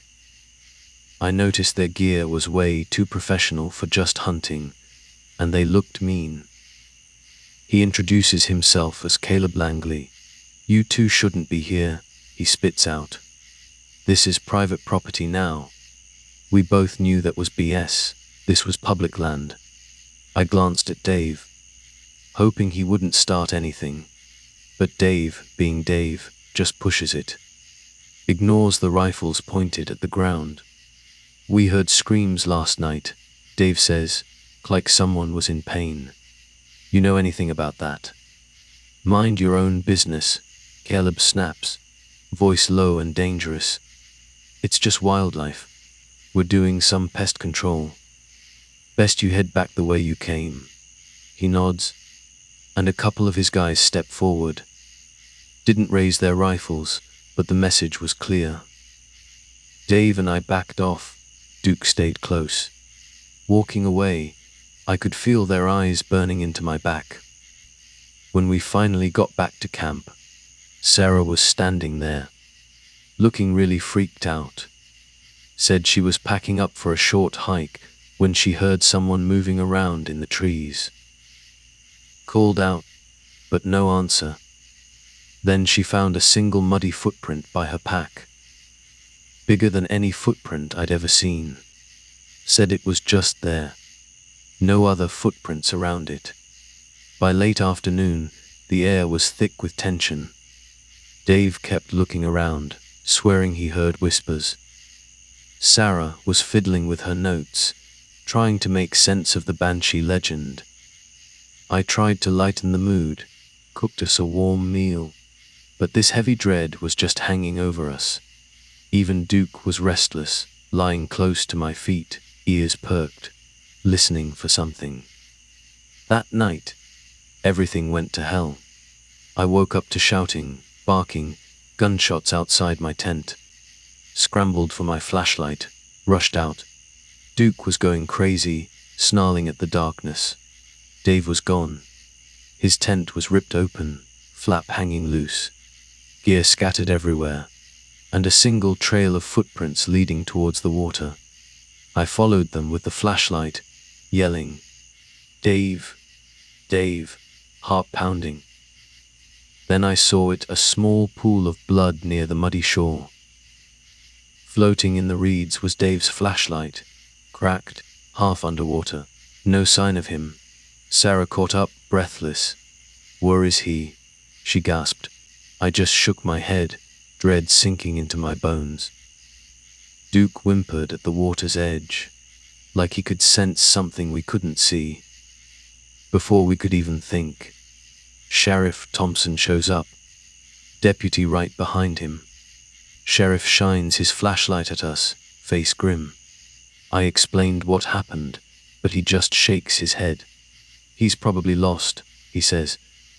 "These swamps can do that to a man." His voice was flat, didn't sound right. "I found blood," I insisted, shining my light on the dark stain. Sheriff just stares at it for a second, then speaks into his radio. Static, then this weird sound, faint, far off like a wail. Or maybe I was just hearing things. He shuts off the radio quick. "We'll search in the morning," he says. "Get some rest. I'd advise you both to leave, come sunrise." "Leave? With my friend missing, maybe hurt, maybe worse." "No way." I set my jaw, told him that. Sheriff didn't argue, but the look he gave me, dead eyes, no warmth, no nothing, felt like a warning. Deputy wouldn't even look at me. As soon as the sheriff left, Sarah and I agreed we were finding Dave ourselves. Sarah, voice shaking, said she thought those poachers might be part of something bigger, some kind of cult that worshipped the Banshee. Used the legend to scare people off. Heard old rumors about sacrifices in the swamp. Sounded insane. But after everything that happened, we waited for dawn, then set off with Duke, following those tracks. Tracks led away from the water, into this thick, dense marsh, fighting through reeds, chest, high grass, cypress roots, air thick and heavy, stinking of rot. Duke whimpered now and then, tail tucked low. Around midday, the path took us to this beat, up shack, half sunk in the bog. As we got closer, I heard voices muffled. Then bam, something hit me hard from behind. Pain exploded in my head, and everything went black. Woke up in agony. Shoulders, wrists burning. Arms tied behind my back, ankles too. Sweltering in the shack, musty air, stink of sweat and rotting wood. Heard this low humming, chanting maybe. Straining to see, I saw Sarah, tied to a chair. Fear in her eyes when she saw me move. In the corner, Caleb Langley and some of his guys, rifles leaning against the wall. The humming was coming from one of them. Wiry guy with a fresh scar on his face, reading from this beat, up leather book. Something about appeasing the spirit, offering blood. Stomach twisted. Then I saw Dave, tied to another chair near Sarah, but he wasn't moving. Head hanging low, eyes half closed, glassy, like he was in a trance. Wave of relief, then horror. He was alive, but what had they done to him? Caleb saw I was awake, smirked. Nothing personal, he says. We gotta keep her happy. If we don't, she takes us instead. Heart pounded. You believe this ghost is real? I asked. You heard her, didn't you? He says. That scream.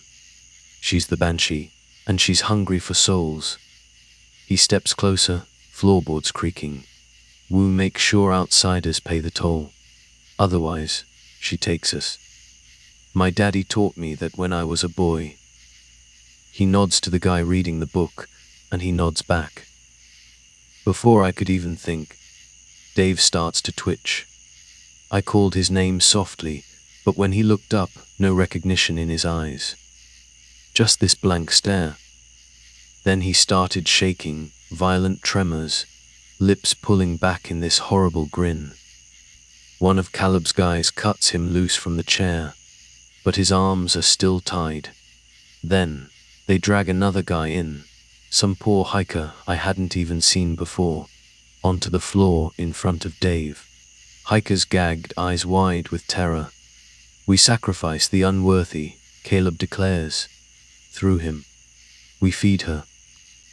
He shoves a machete into Dave's bound hands. I screamed Dave's name, trying to break through whatever was happening to him.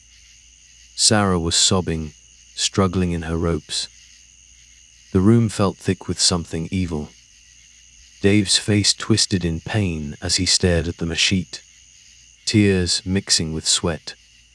Then his body jerked, like he was pulled by strings. With this guttural moan, he brought the blade down on the hiker. I looked away, stomach churning, but I couldn't block out the wet sound of the blade, the chanting, the victim's muffled screams until it all stopped. I was in shock, mind blank. My friend Dave had just killed someone, but I knew, deep down, it wasn't really him. Something had taken over. Just then, Duke went crazy outside, barking, snarling. Heard wood splintering. The door bursts open, and my heart leaped seeing my dog lunging at Caleb's men. Chaos. I kicked my legs, snapped the rotten rope around my ankles, grabbed a broken piece of wood, cut my wrists free. Adrenaline pumping. I tackled one of the guys, wrestling his gun away. Shots fired, deafening in the shack. Bullet ripped past my shoulder. Smell of gunpowder filled the air. Used the rifle like a club, bashed another guy in the head. He went down hard, blood trickling from his scalp. Sarah screamed my name. I spun around, saw Caleb dragging her out the door. Fired a shot. Missed. Bullet went into the wood frame. Dave stumbled towards me. Machete dripping blood, eyes still blank. Like a puppet. I couldn't leave him like that. Shouted his name again, shook him hard. He just groaned, this horrible sound that chilled me to the bone. Duke growled, snapping at Dave's legs. Enough to distract him. I ripped the machete away, it clattered to the floor. Dave swayed, let out a strangled sob. Mike, he whispered, like waking up from a nightmare. Then, just like that, eyes rolled back, and he lunged at me, feral strength I didn't know he had. We crashed against the shack wall, almost falling through. Outside, I heard Sarah shriek. I fought Dave with everything I had, but he was too strong. Voice in my head screaming, I can't kill him, he's my friend. But he was going to kill me. Fear, desperate clarity. I heard the scream again, then that unearthly wail, the banshee's cry. Felt like it was right in the shack with us. The scream seemed to give Dave even more strength. My grip slipped, he forced me down, hands tightening around my neck. Gasping, darkness closing in. Last desperate move, I reached around blind, found the hiker's blood-soaked machete. Arms shaking, I swung it, hit Dave in the side. He froze, eyes wide. Slowly, the rage in his face faded, replaced by horror, recognition. Blood seeped through his shirt. Miki, he rasped, tears in his eyes. She's inside you too. Then his body went limp. I bit back a sob, throat raw. Shack was falling apart. Another of Caleb's guys staggered up behind me, turned, fired the rifle I'd grabbed. Recoil slammed into my shoulder. He dropped, didn't wait to see if he got up. Stumbled outside, calling Duke's name. My dog bounded over, limping a bit, but alive. Sarah was gone. Heart lurched. Followed her screams around back. Saw Caleb trying to drag her into a beat-up speedboat in a shallow canal. Aimed, fired. Hit him in the leg. He howled, fell into the murky water. Sarah scrambled free onto the bank. Together, we ran. Half, carrying each other through the swamp. Gunfire behind us, bullets whizzing past. Adrenaline, terror pushing us on. Reached a small clearing, abandoned hunter's cabin. No real safety, but better than nothing. Inside we barricaded the door, windows. Night black again, swamp pitch dark outside. Sarah was shaking, tears streaming down her face. Everywhere ached, especially my chest. Guilt of what I'd done to Dave. Mind replaying his eyes clearing just before, was there another way? Huddled in the cabin, new sound outside, footsteps, then, a polite knock on the door, blood ran cold. Sarah and I exchanged a look. Who is it? I called, voice shaking. Sheriff Thompson, came the reply. Open up, hesitated, door barely holding, decided to face him, unbarred it, rifle ready. Sheriff stood there alone, water dripping from his boots, face unreadable. He stepped inside slow, eyeing the barricades.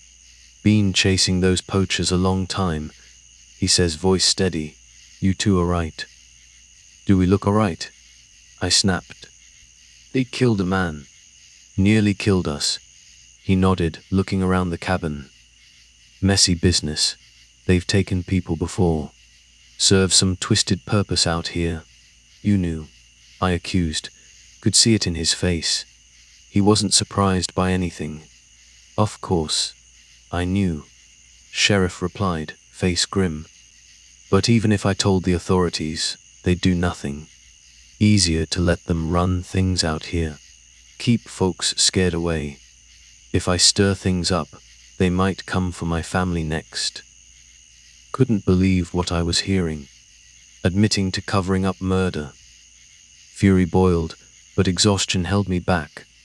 Suddenly, a shot ripped through a boarded window, wood splinters flying. Sheriff ducked, reaching for his gun. Return fire erupted. No idea how many were out there. Sarah clung to me, crouched behind an overturned table. Duke growled, pressed against my legs. Firefight short, brutal. Bullets in the cabin walls. Fired blindly back. Heard footsteps running into the swamp. Then, that same horrifying scream from the night before. Echoed like a whale call, triumph maybe, or a warning. Glanced out the window, nothing but darkness, swirling mist. Heart pounding.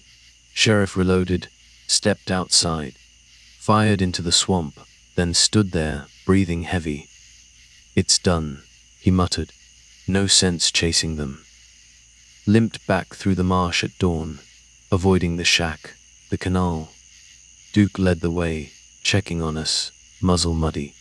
Emerging onto a dirt road relief, my car still there. Sarah's eyes hollow, hand shaking. Didn't speak about Dave. Nothing left to say. Sheriff arrived behind us, silent ghost. Said he'd file a report, explain Dave's disappearance as a tragic accident. Poachers fled. Leave out the cult's possessions. No one will believe it anyway, he said, almost apologetic. Sickened me, but no way to fight it. Bruised. Traumatized shock. Sarah got in the passenger seat, Duke in the back. Gave Sheriff Thompson one last look. He turned away, couldn't face me, or maybe just felt nothing.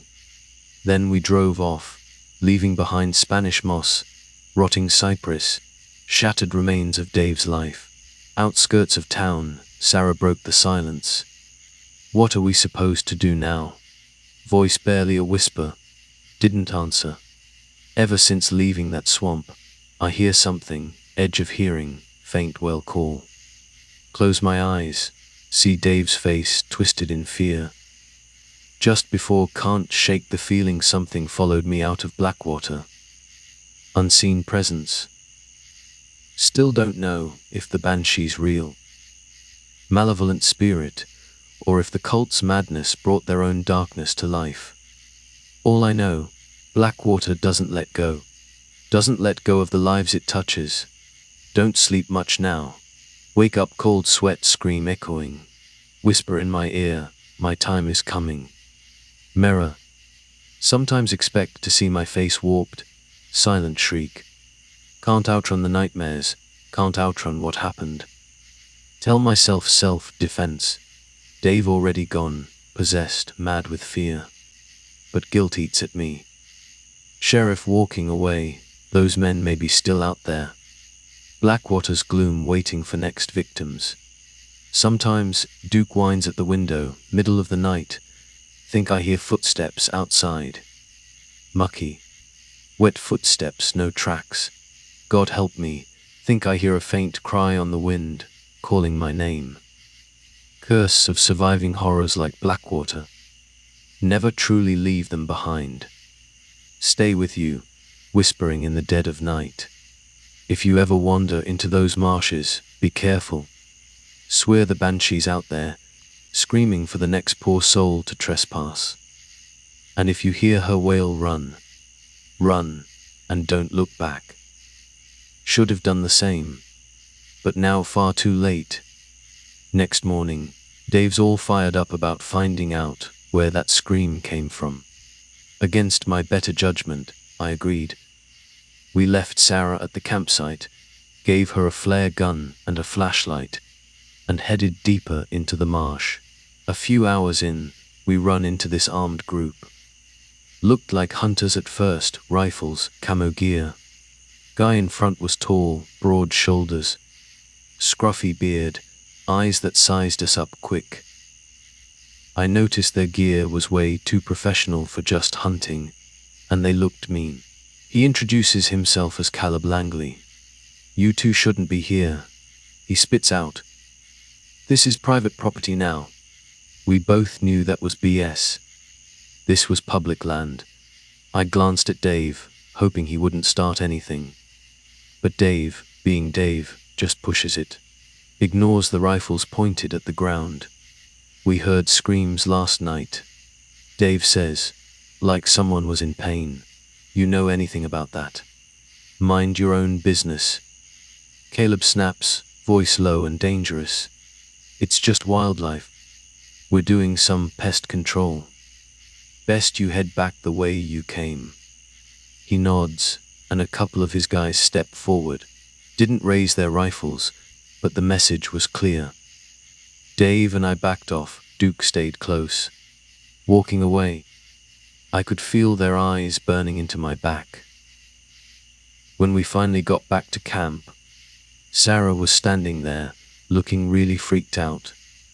Said she was packing up for a short hike when she heard someone moving around in the trees. Called out, but no answer. Then she found a single muddy footprint by her pack. Bigger than any footprint I'd ever seen. Said it was just there. No other footprints around it. By late afternoon, the air was thick with tension. Dave kept looking around, swearing he heard whispers.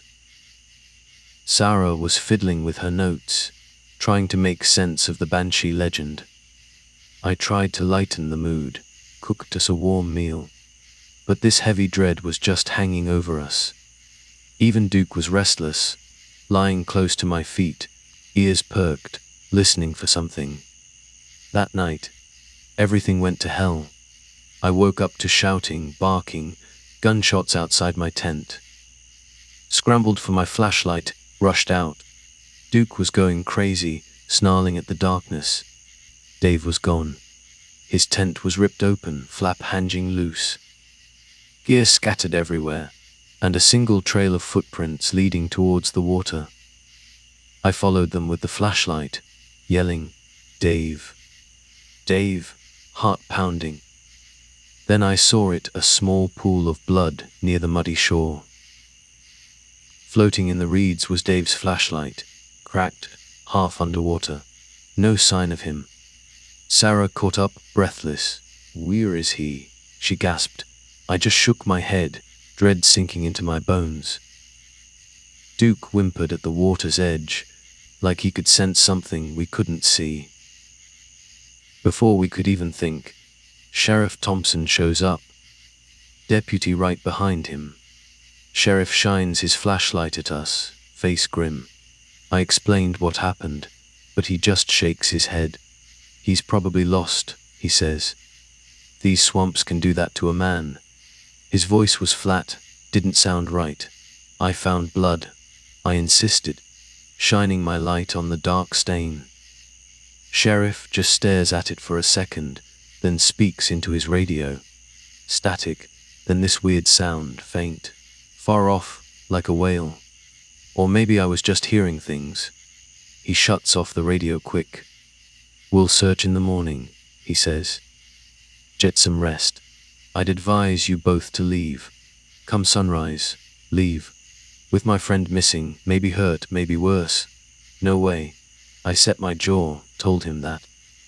Sheriff didn't argue, but the look he gave me, dead eyes, no warmth, no nothing, felt like a warning. Deputy wouldn't even look at me.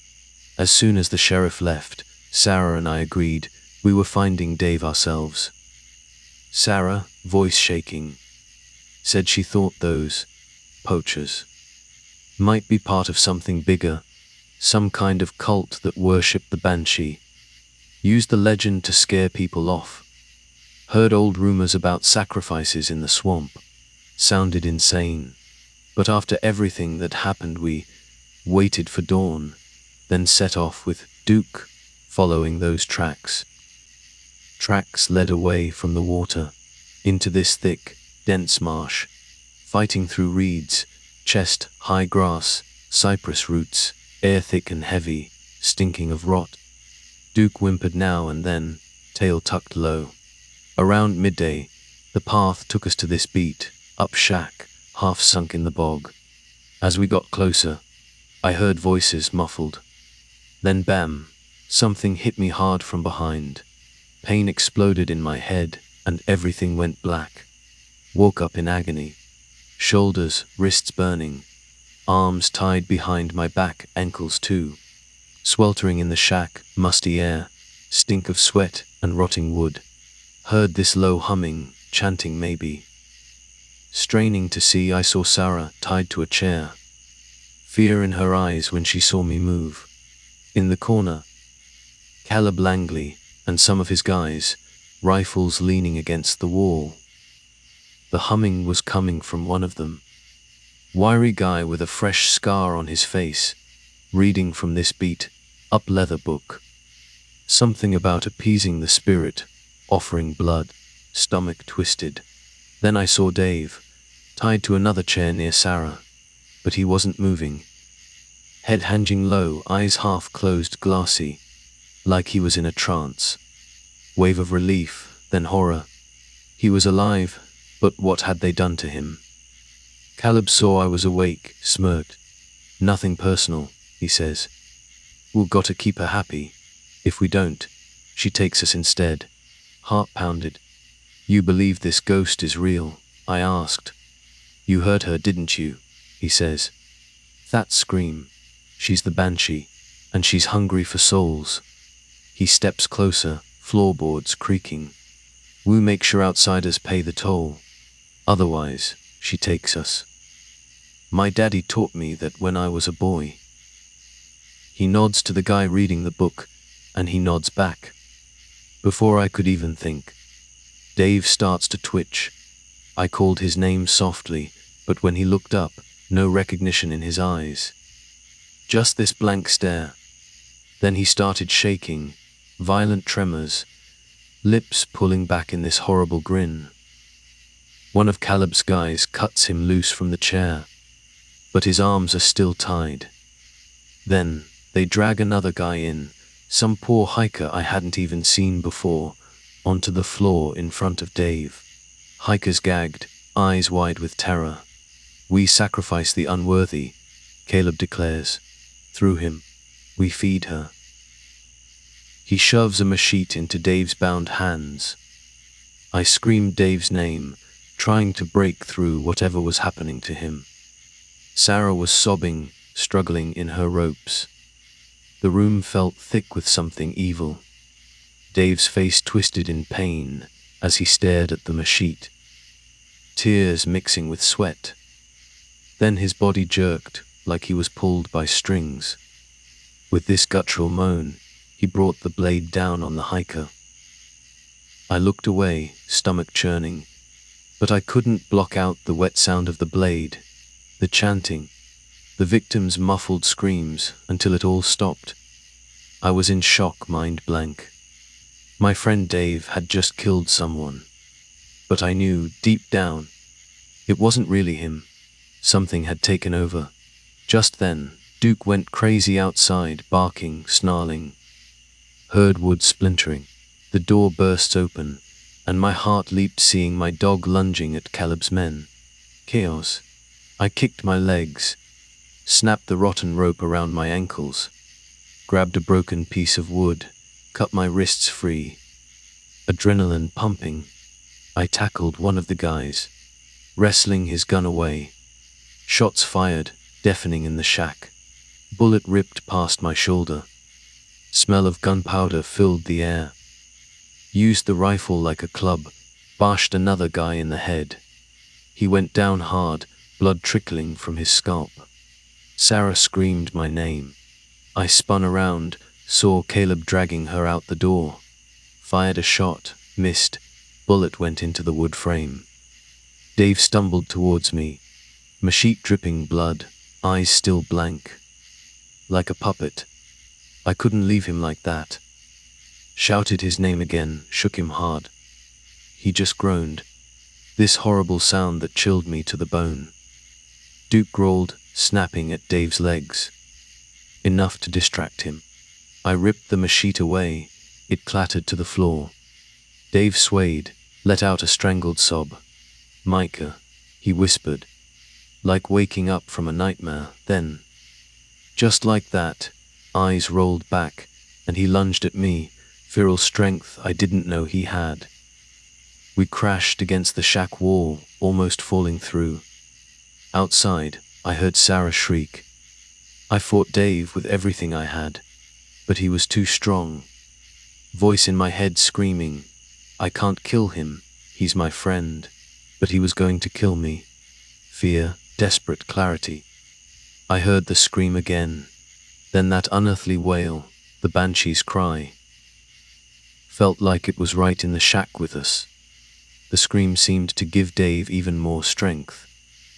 My grip slipped, he forced me down, hands tightening around my neck. Gasping, darkness closing in. Last desperate move, I reached around blind, found the hiker's blood-soaked machete. Arms shaking, I swung it, hit Dave in the side. He froze, eyes wide. Slowly, the rage in his face faded, replaced by horror, recognition. Blood seeped through his shirt. Make, he rasped, tears in his eyes. She's inside you too. Then his body went limp. I bit back a sob, throat raw. Shack was falling apart. Another of Caleb's guys staggered up behind me. Turned, fired the rifle I'd taken. Recoil slammed into my shoulder, he dropped. Didn't wait to see if he got up. Stumbled outside, calling Duke's name. My dog bounded over, limping a bit, but alive. Sarah was gone, heart lurched. Followed her screams around back, saw Caleb trying to drag her into a beat-up speedboat in a shallow canal. Aimed, fired, hit him in the leg. He howled, fell into the murky water. Sarah scrambled free, onto the bank. Together we ran, half carrying each other through the swamp. Gunfire behind us, bullets whizzing past. Adrenaline, terror pushing us on. Reached a small clearing, abandoned hunter's cabin. No real safety, but better than nothing. Inside, we barricaded the door, windows. Night black again, swamp pitch dark outside. Sarah was shaking, tears streaming down her face. Everywhere ached, especially my chest. Guilt of what I'd done to Dave. Mind replaying, his eyes clearing just before. Was there another way? Huddled in the cabin, new sound outside, footsteps, then a polite knock on the door. Blood ran cold. Sarah and I exchanged a look. "Who is it?" I called, voice shaking. "Sheriff Thompson," came the reply. "Open up." Hesitated, door barely holding. Decided to face him. Unbarred it, rifle ready. Sheriff stood there alone, water dripping from his boots, face unreadable. He stepped inside slow, eyeing the barricades. "Been chasing those poachers a long time," he says, voice steady. "You two are right. Do we look alright?" I snapped. "They killed a man. Nearly killed us." He nodded, looking around the cabin. "Messy business. They've taken people before. Serve some twisted purpose out here." "You knew," I accused, could see it in his face. He wasn't surprised by anything. "Of course. I knew," Sheriff replied, face grim. "But even if I told the authorities, they'd do nothing. Easier to let them run things out here. Keep folks scared away. If I stir things up, they might come for my family next." Couldn't believe what I was hearing. Admitting to covering up murder. Fury boiled, but exhaustion held me back. Suddenly, a shot ripped through a boarded window, wood splinters flying. Sheriff ducked, reaching for his gun. Return fire erupted. No idea how many were out there. Sarah clung to me, crouched behind an overturned table. Duke growled, pressed against my legs. Firefight short, brutal. Bullets in the cabin walls. Fired blindly back. Heard footsteps running into the swamp. Then, that same horrifying scream from the night before. Echoed like a whale call. Triumph maybe, or a warning. Glanced out the window, nothing but darkness, swirling mist. Heart pounding. Sheriff reloaded, stepped outside, fired into the swamp, then stood there, breathing heavy. "It's done," he muttered. "No sense chasing them." Limped back through the marsh at dawn, avoiding the shack, the canal. Duke led the way, checking on us, muzzle muddy.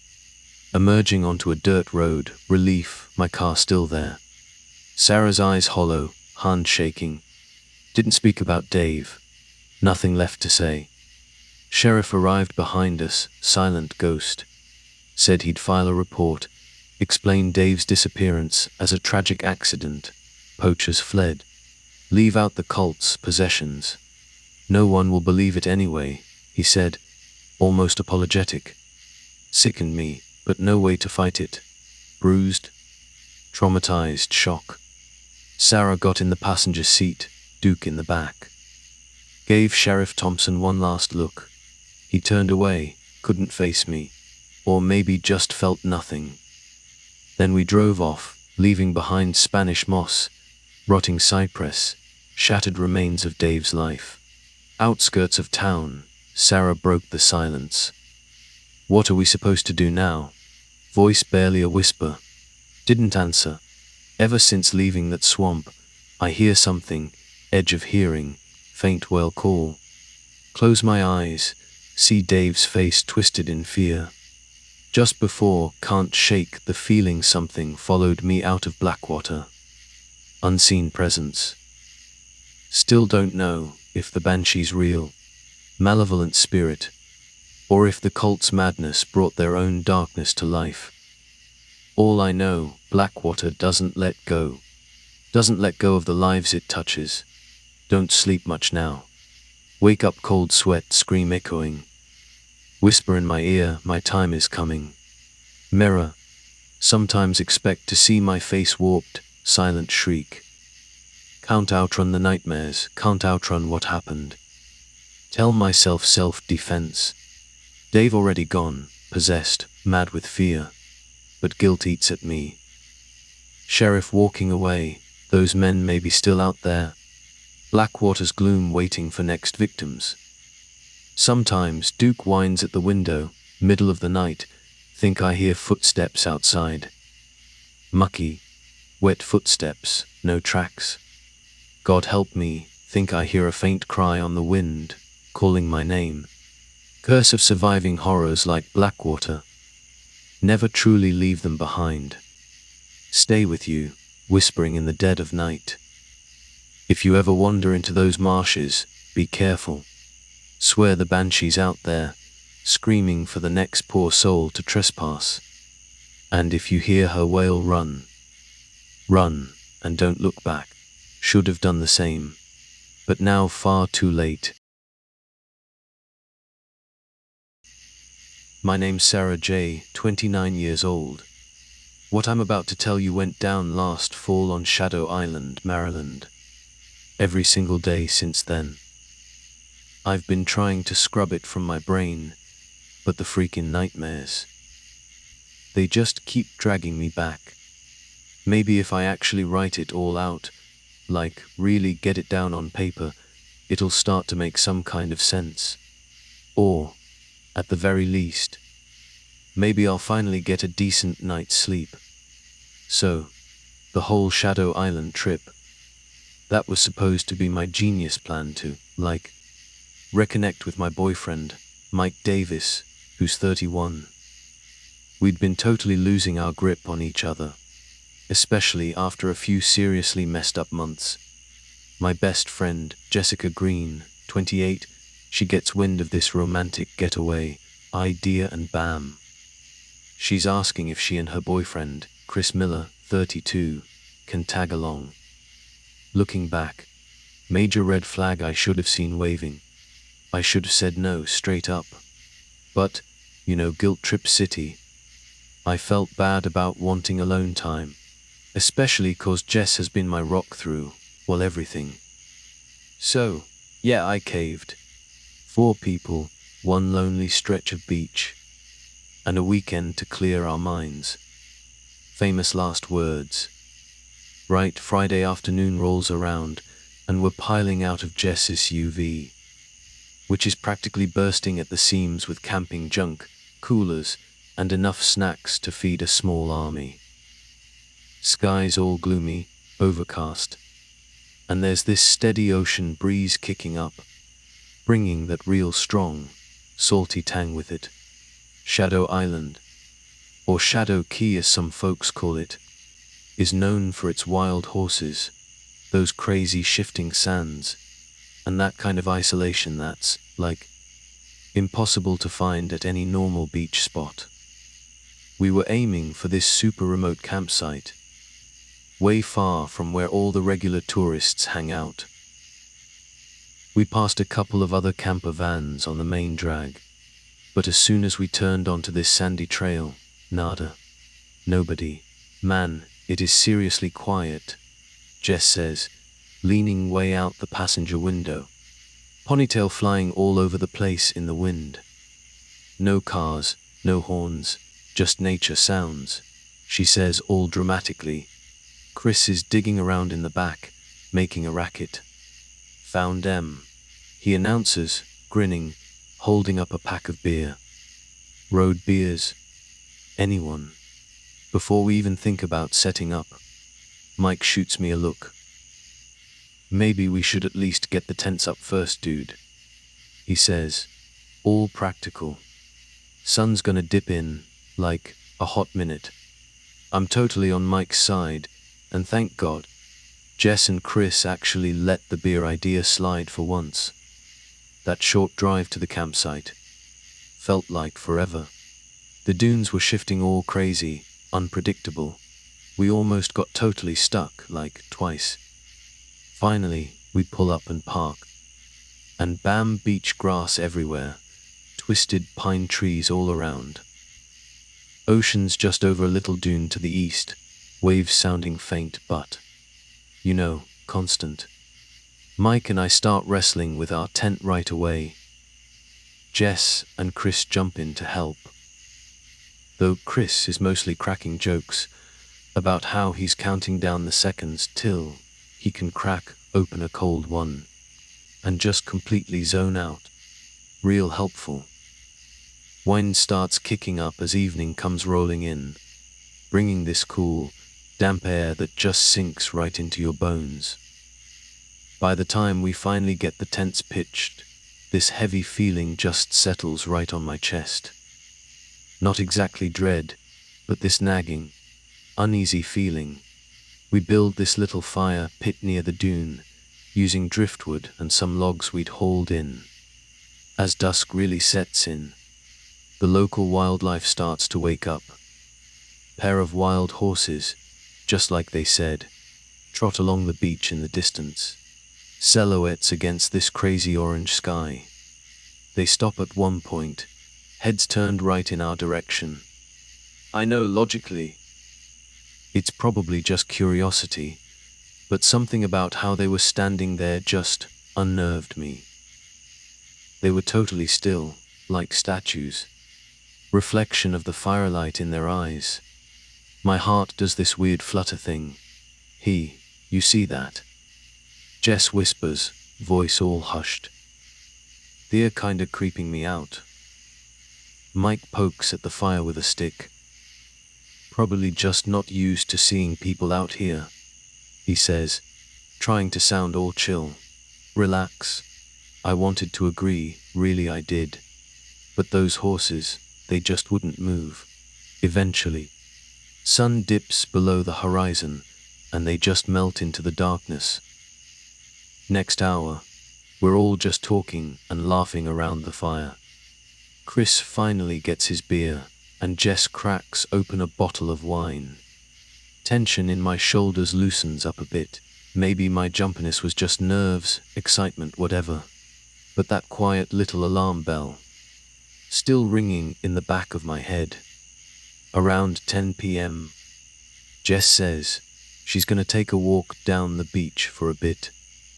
Mike and Chris are totally engrossed in some story about Mike's time in the Marines. I'm staring into the flames, just drifting off in my own thoughts, when I hear Jess yell, "Sarah, get down here, check this out." I follow her voice down the beach, over this little ridge of sand. What is it? I call back. She's crouched down near the water's edge, flashlight beam pointed at the ground. Footprints, she says, voice low. Small ones. I get closer. Barefoot footprints, yeah, and small. I'd guess, like maybe a kid who's 6 or 7 years old. The tracks are super clear and weirdly deep. Like whoever made them was way too heavy for a little kid. They lead away from the water, then just vanish into the dunes. That's weird, I say, Pulse suddenly doing a drum solo. Nearest campsite is probably a mile away at least. Jess just shrugs. Saw em glinting when the wave went back out. She lifts her flashlight, beam sweeping across the dark beach. Maybe a family's around. But wouldn't we hear them? We head back to the fire, both of us a little freaked out, trying not to show it. Chris, of course, cracks some dumb joke about the horses learning to walk on 2 legs. I get he's trying to lighten the mood, but I am so not in the laughing mood. Way past midnight, when we all finally call it a night, Mike and I crawl into our tent. Ocean's rhythmic crashing, usually so chill, is just there. Lulling us, yeah, but not really calming me down. Just as I'm starting to drift off, I hear it. This whimper. Like a kid crying. I bolt upright, heart hammering. Mike stirs next to me. You hear that? I whisper. He listens for a sec. Nothing, he mumbles, half asleep. Probably just the wind. Go back to sleep. But I can't. That sound again. Faint, yeah, but definitely there. Like it's coming from the dunes. Could be just in my head, I know. But this deep, cold dread just washes over me, keeping me wide awake. Eventually, pure exhaustion just wins. I finally crash. Wake up at dawn, alone in the tent. Mike's gone. I crawl out into the morning light. Pale sky, everything looking washed out. Jess and Chris are standing by this little driftwood fire, sipping coffee. Mike's nowhere to be seen. Where's Mike? I ask, voice still groggy. Went for water, Chris says. We realized the cooler's almost empty. Couldn't find you to ask, so he took off with the canteens. I rub my temples, trying to fight off this headache that's already pounding. Which way'd he go? Jess points towards the tree line. Said something about a freshwater spigot near the park sign. She sees my face, all worried, I guess. Don't freak, Sarah, she says, trying to sound reassuring. He'll be back soon. Uneasy hour drags by. Sun climbs higher, temperature starts to climb too. We decide to try and make some breakfast, but halfway through, Mike finally shows up, looking seriously pissed off. Water's a bust, he says, all annoyed. Spigot's busted or something. He drops the canteens down, plops into a beach chair. I notice his hands are actually shaking. You okay? I ask. He gives this curt nod. Yeah, just weird. Spigot was fine, looked intact. But no water. And I could have sworn I heard footsteps behind me the whole time. Jess and Chris exchange this look. I can tell. I'm not the only one feeling seriously off. The footprints on the beach, that whimper last night, now Mike's weird morning hike. Something is definitely not right here. We decide to explore the beach in the other direction, just to see if there's another campsite, any sign of people, any sign of freaking help. Day just drags on. All we see are those distant shapes of horses again, galloping across the sand. No other people, no buildings, nothing. By late afternoon, we're back at camp, restless, totally on edge. Chris starts hitting the beers again, which just makes the whole vibe even worse. He's not blackout drunk, but he's getting louder, more careless with his mouth. Jess suggests we all go collect driftwood for the night's fire. Mike and Chris split off to the north, while Jess and I head south. Winds really picked up now, stinging our eyes with salt and sand. Receding tides left this stretch of wet sand, all glistening under the grey sky. And that's when we see her. Little girl, standing alone near the shore, wearing shorts, faded pinky shirt, dark hair half covering her face, bare feet, looks about 6 or 7, same age as those footprints we found. "He," Jess calls out, rushing forward. "You okay?" Girl turns real slow, eyes wide, looking totally terrified. Skin is pale, like ghostly pale. As we get closer, she starts sobbing. I can't find my mommy," she says, voice trembling, barely a whisper. I look around. Nobody else in sight. "Are you camping here?" I ask, trying to sound gentle. She nods, tears streaming down her cheeks. But when we start asking for details, campsite number, parents' names, her answers just don't make any sense. She points towards the ocean when she says her tent's over there. Clothes are bone dry. Not even a speck of sand on them. My gut just twists. Jess, always the more sympathetic one, takes her hand. "We'll help you," she says, soft voice. "What's your name?" "Annie.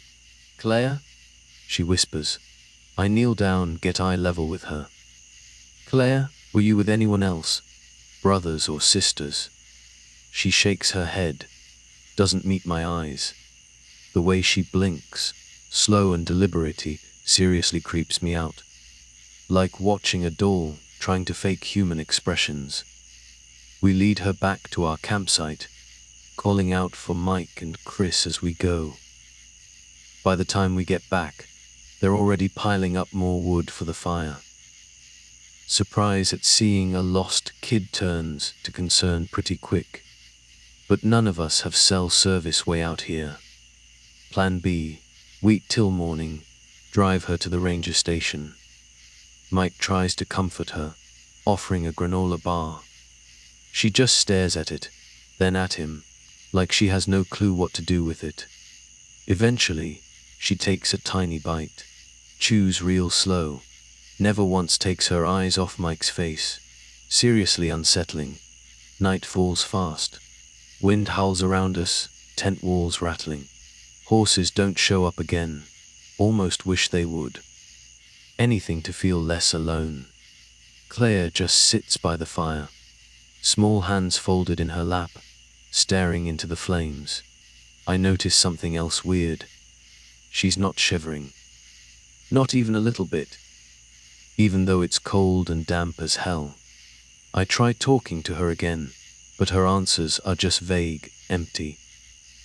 Jess offers to share her tent with Claire, but the girl just insists on staying outside, by the fire. Didn't want her totally alone. So I set up a second sleeping bag near the fire, just within sight of our tent. At least I could keep half an eye on her. Chris just shrugs at the whole arrangement, muttering something about it being safer than letting a strange kid in your personal space. Jess totally rips into him for being insensitive. Sometime in the middle of the night, I jolt awake. Don't even remember falling asleep. Fire's mostly embers now, casting this dim orange glow over our camp. Heads throbbing. I scan the camp, heart pounding. Mike's asleep in our tent. Jess's tent is zipped shut. Chris, stubborn as ever, insisted on sleeping alone in a hammock he'd rigged up between two stunted pines. But Claire, not there. Then I see her, standing on the beach, facing the water. I scramble out of the tent, barefoot in the freezing sand. "Claire," I call out, soft voice. She turns, hair sweeps across her face. The way she moves unnatural, almost too smooth, pulse slams in my ears. Suddenly, I'm terrified to get too close. But she's just a kid, right? "Come back," I say, voice actually trembling now. "It's not safe out there." She takes a step towards me. Moonlight hits her face, reveals something that makes my blood run ice cold. Her eyes, they're not reflecting light, not like human eyes do at night. They're just pools of blackness. "Sarah," she whispers, "you're mine now." My stomach just lurches. How do you know my name?" Her lips part in this tiny, creepy smile. "Mike told me." Makes zero sense. Mike's barely even spoken to her, and I've never heard him say my name around her. This wave of nausea just hits me. Before I can even say anything, she points behind me. "Don't you want to check on Mike?" she asks. I spin around, totally confused. Tents are right there, just behind me, bathed in moonlight. Then I hear it. Jess scream. From inside her tent, I run, almost trip over the dying fire. Jess's tent is ripped open, flap torn wide. Inside, empty. No Jess. No sleeping bags. Just these drag marks in the sand, leading away from the tent, back towards the dunes. "Jess!" I shout. "Jess!" Mike stumbles out of our tent, flashlight beam waving around, eyes wide, freaked. "What the?" Where's Jess? Chris? "Gone too." Hammocks overturned, netting ripped. Drag marks keep going, heading into the dunes, same direction. Mike and I scramble to follow, hearts hammering in our chests. Flashlight beam bouncing all over the place, casting these crazy, wild shadows. We find Chris first, lying face down in the sand, not moving, but we can hear him breathing shallow, ragged breaths. Mike rolls him over. His eyes are open, staring blankly at the sky. Lips are moving, whispering something we can't make out. "Chris, where's Jess?" Mike demands, shaking him hard. Chris's mouth just forms gibberish. Then, out of nowhere, Chris lunges at Mike, wraps both hands around his throat. Mike yells, fighting to break free. I try to pry Chris's fingers loose. Look on Chris's face, twisted with rage, but also empty, like something else is in control. "Stop it." I scream, adrenaline surging. Grab this chunk of driftwood, swing it, and wham! Hit Chris right in the back of the head, hard as I can. He just collapses. Mike coughs, gasping for air, hand at his throat. I shine the flashlight down at Chris. Blood trickling from the side of his head. We've never seen him act like this. Mike's voice is shaking. He's possessed. Or on something.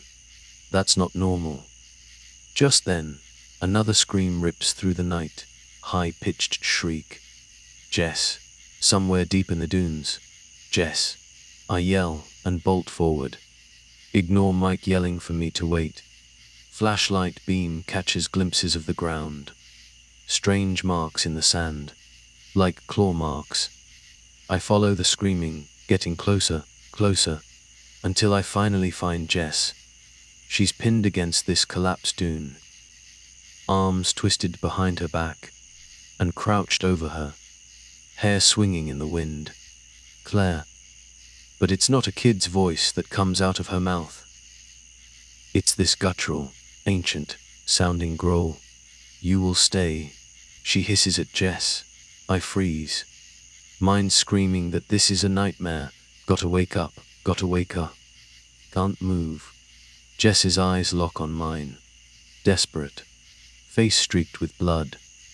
Mike catches up to me, letting out this furious shout, charging at Claire. In one impossibly fast move, she just swats him aside. Like he weighs nothing. Sends him crashing into the sand. Jess tries to run, but Claire grabs her leg, yanking her back. I just leap.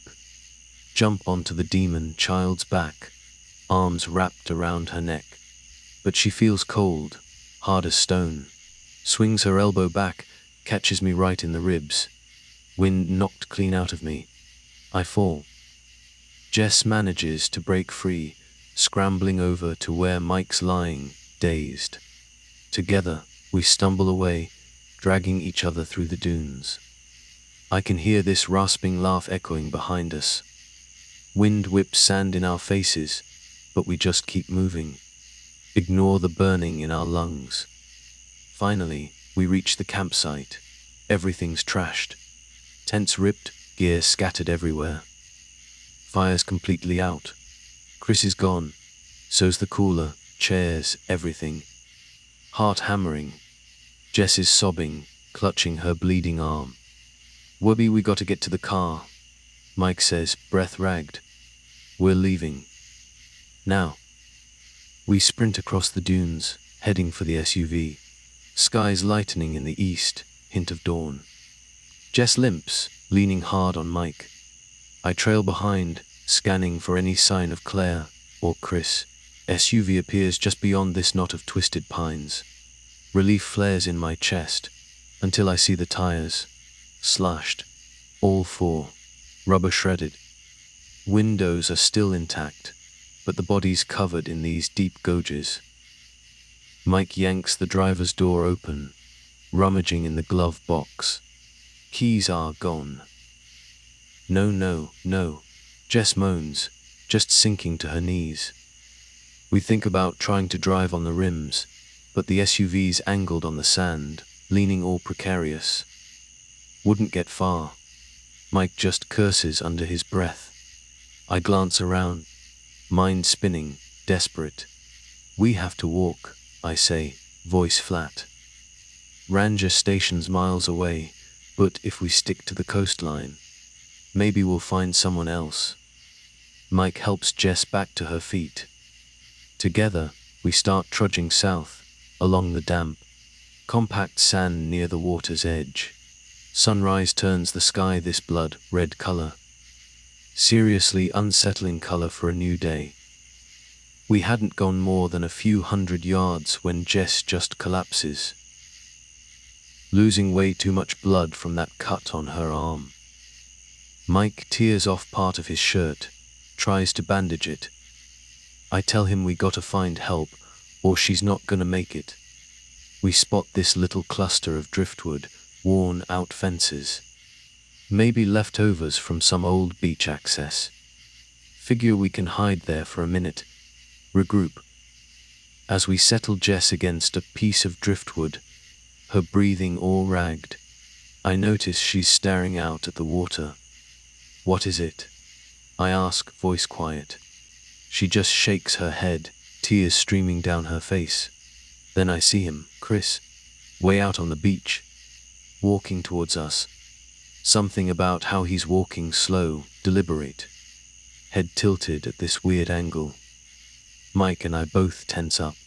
"I'll handle him," Mike says, voice low, quiet. Standing up, I grab his arm. "Be careful." But Jess closes her eyes, trembling. "Please you watch out, Mike." Mike just nods, then starts walking along the shore to meet Chris.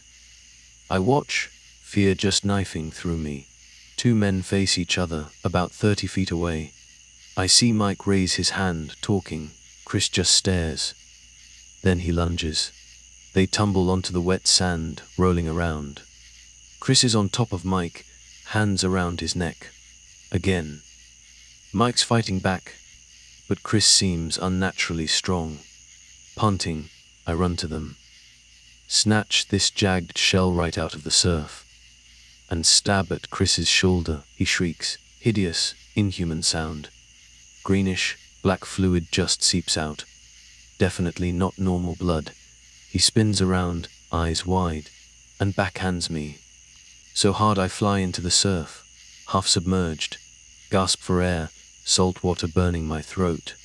Through blurred vision, I see Mike grab this huge rock, smash it against Chris's head. Once, twice. Chris just collapses, face down in the water. For a second, I think Mike might actually spare him. But then Chris's body twitches, and Mike brings the rock down again. Sickening crunch. Tears streaming down his face. Chris's body just falls still, shaking. Mike staggers over, helps me up. We stumble back to Jess. Her eyes are open, but unfocused. Mike presses his hands down harder on her bandage, trying to stop the bleeding. Well, we have to keep moving, I say, even though my own body is battered, vision spinning. Jess tries to speak, coughs, then whispers. I saw her. She was in Chris's eyes. She made him do it. She grabs Mike's wrist. Kill me if she gets me too. Promise me. Mike just shakes his head, tears all over his cheeks. Don't say that, Jess. She just closes her eyes. We take a second to breathe, scanning the shoreline for any sign of that demon child. Morning sun's getting brighter now, showing this endless stretch of sand. Nobody else around. Never felt so small in my life. We half carry Jess further down the beach. After what feels like hours, the dunes start to look familiar. Heart just sinks.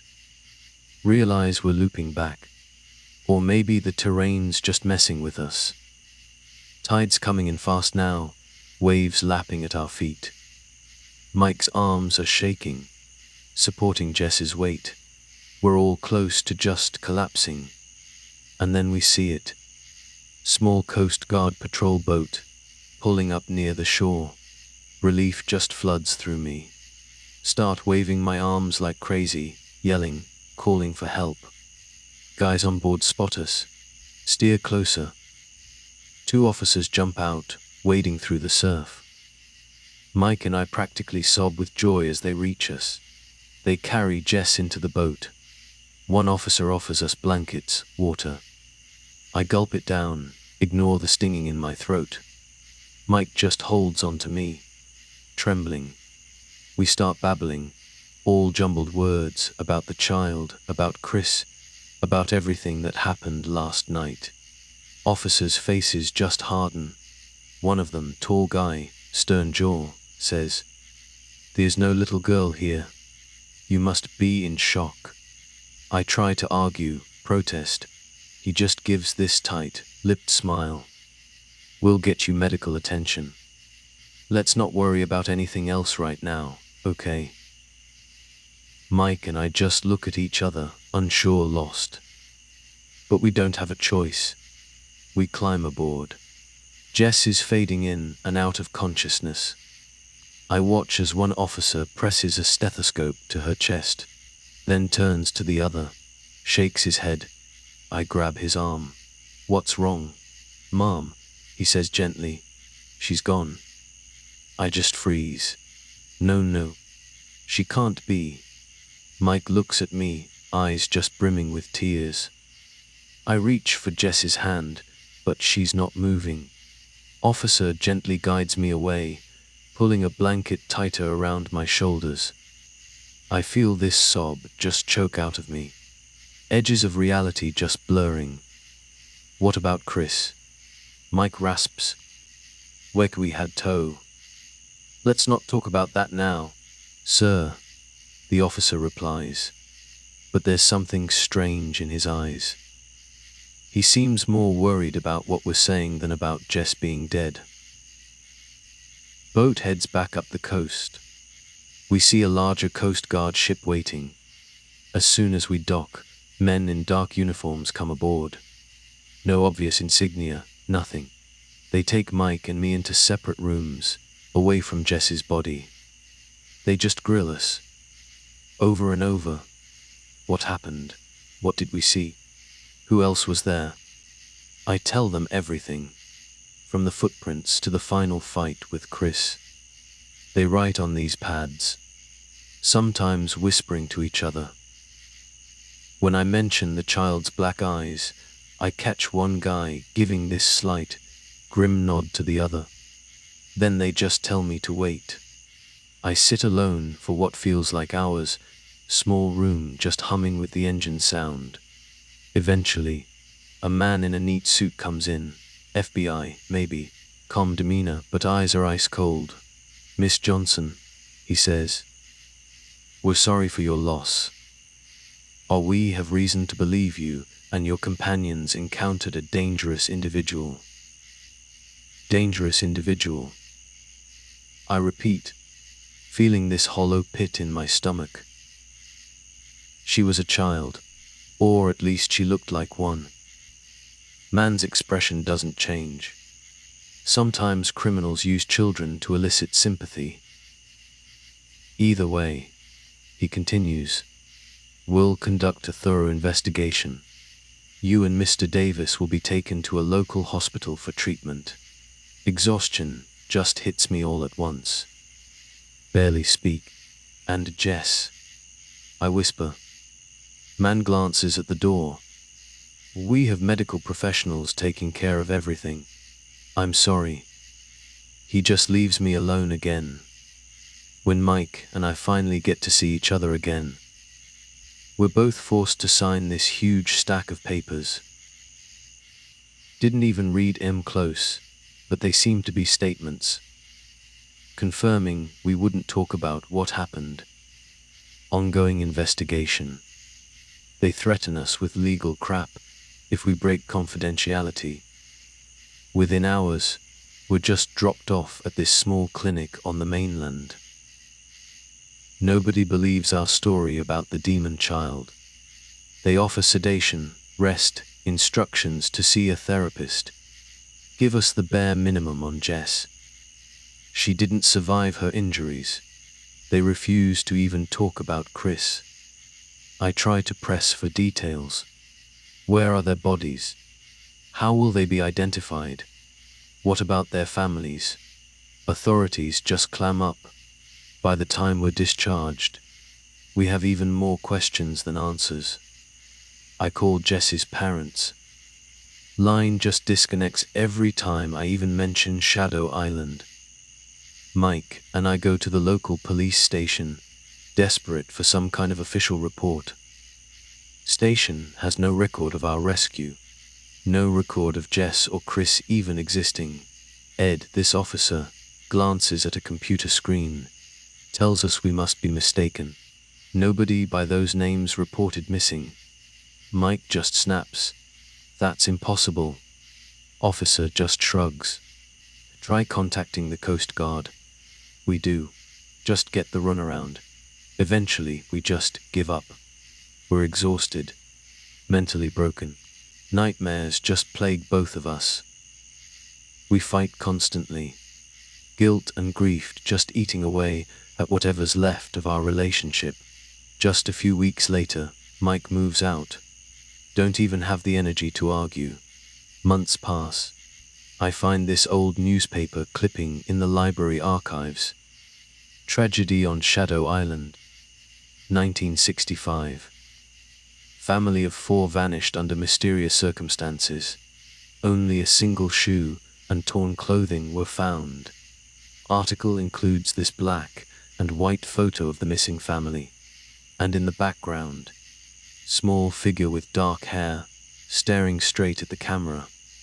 Face is blurred, but I swear to God, it's Claire. Wish I could say that's when I burned the clipping, never looked back. But the nightmares keep coming. Some nights, I see Chris's lifeless eyes, or Jess's bloodied arms. Some nights I see Mike, beaten, broken, calling out to me. And in every single dream, little girl with black eyes, standing on the shoreline, just beckoning me to follow her into the ocean. I told my story. Most people who hear it just dismiss me. Traumatized survivor of some tragic event. They got their theories. Cult. Drug smugglers. Some savage maniac out in the woods. But I know what I saw. And I know the authorities. They did something to cover up the truth. Took Jess's body. Erased Chris. Warned us to never speak of that night again. But here I am, writing it all down. Because whatever that thing was, it's still out there. Maybe it's waiting for another group of clueless campers to get too close. Maybe it's been there for decades, centuries even, feeding off lost souls on that remote island. So, If you ever find yourself on Shadow Island, watch the shore at night. Be real wary of footprints that show up out of nowhere.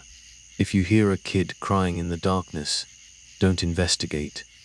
Just pack up and go, because if you see her, if she asks for help, you're already lost.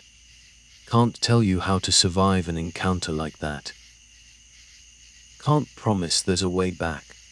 All I can say is I survived, and I have to live with these memories. Every morning I wonder, am I the lucky one, or the cursed one? Demon in the shape of a little girl robbed me of my friends, my sense of safety, and the real horror of it all. Nobody will ever believe me. Official record says nothing happened out there, but I know I was there. I am Sarah Johnson, age 29, and this happened on Shadow Island, Maryland.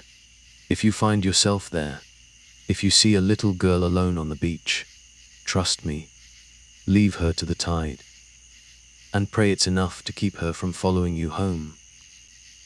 Okay, so, Coast Guard boats speeding back to shore, and I'm just numb. Jess is gone, just like that. 1 minute she's screaming, the next nothing. And Chris, Mike had told he had to do what he did. No other choice. But it's playing on repeat in my head, that sickening crunch of the rock. And Claire, that freaking demon kid.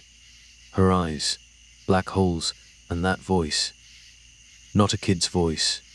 Something ancient, evil. We get to the bigger Coast Guard ship, and it's like stepping into another world. All these guys in dark uniforms, moving with purpose. No smiles. No how are you doing. Just efficiency. They separate Mike and me, no questions asked. Suddenly, I'm in this small, sterile room, alone. Engine hums, low and constant.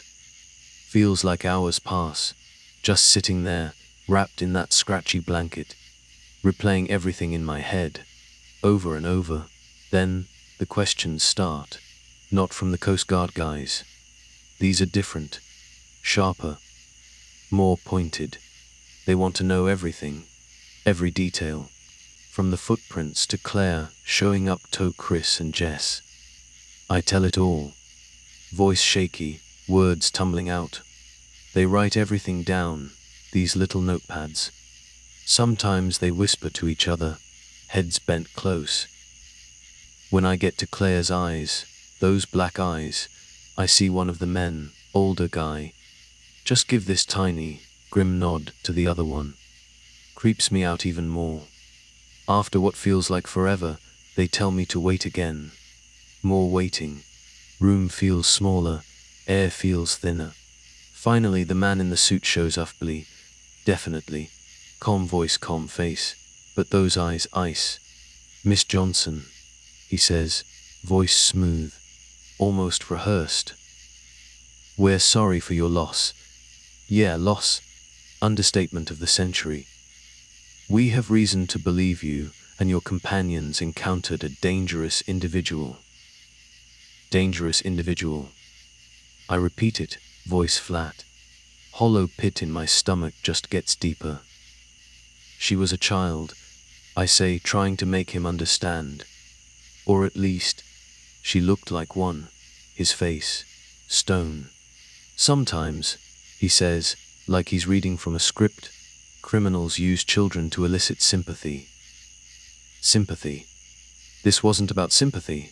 This was evil. Pure evil. Either way, he goes on, we'll conduct a thorough investigation. You and Missa Davis will be taken to a local hospital for treatment. Treatment. Right. For what? For seeing a demon. For losing everything. Exhaustion just crashes over me, all at once. I can barely even nod. Jess. I manage to whisper. Man glances towards the door, like he's impatient. We have medical professionals taking care of everything. I'm sorry. And then, just like that, he's gone. Leaves me alone again. Later, finally, they let Mike and me see each other. We just look at each other. Eyes red, faces pale. We don't even need to talk. We both know. They make us sign stacks of papers. Didn't even read half of it.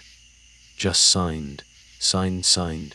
Something about statements, confidentiality, ongoing investigation. Threatened us with legal consequences if we breathed a word of what happened. Within hours, they dump us at this tiny clinic on the mainland. Like we're just trash to be disposed of. Clinic is all bright lights and fake smiles.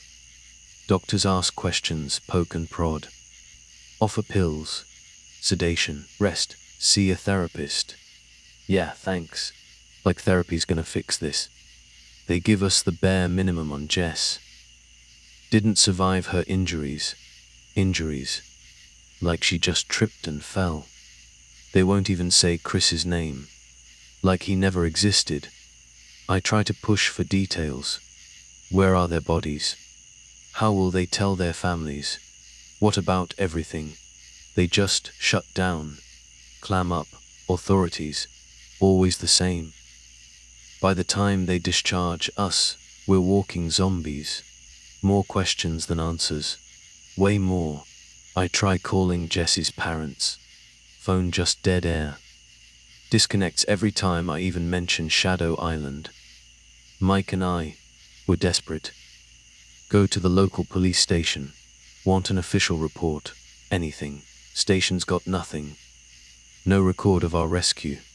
No record of Jess or Chris. Officer Ed, nice enough guy, but clueless. Glances at his computer screen. Tells us we must be mistaken. No body by those names reported missing. Mike just loses it.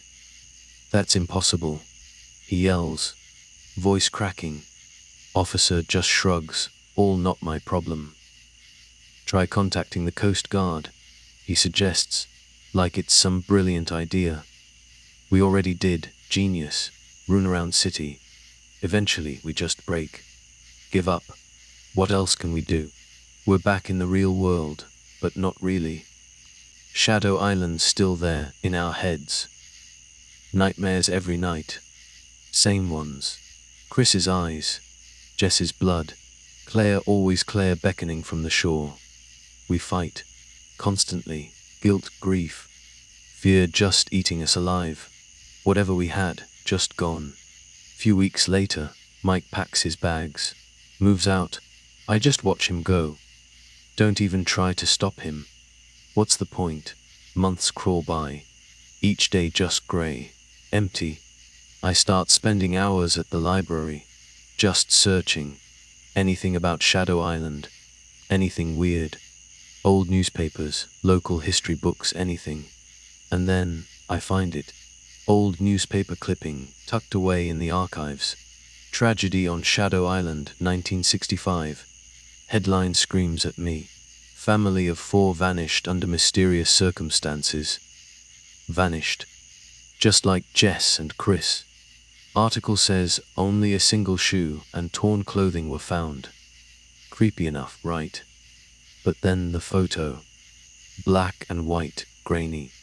Missing family, all smiling, posed for the camera. And in the background, standing in the shadows, almost hidden by the trees. Small figure, dark hair, staring straight at the camera. Face blurred, yeah. But something about it. Something about the way it stands. The darkness around it. I swear to God, it's Claire. Same feeling of cold dread just washes over me. Looking at that blurry photo from decades ago. Wish I could say that's when I burned the clipping. Told myself it was all just a bad dream, moved on. But the nightmares, they just keep coming. Every single night. Some nights it's Chris's lifeless eyes, staring up at nothing. Some nights it's Jess's bloodied arms, reaching out. Some nights it's Mike. Beaten, broken, calling my name, but I can't reach him. And in every single dream, always, little girl with black eyes. standing on the shoreline, beckoning, always beckoning me to follow her into the dark ocean, and I wake up screaming. Every time, I told my story, like I said, to a few people, tried to make them understand, but they just pat my hand, give me the pitying look. Traumatized survivor. That's all they see. They got their logical explanations. Cult, drug smugglers, savage maniac hiding out on the island, anything but the truth. But I know what I saw. I felt it. That cold, that evil. And I know deep down, the authorities, they know too. They covered it up, took Jess's body, erased Chris from existence, threatened us into silence. But why? What are they hiding? But here I am, breaking my silence, writing it all down, maybe for me, maybe for anyone else who might stumble into that darkness. Because whatever that thing was, whatever Claire is, it's still out there. I know I can feel it, waiting, patient.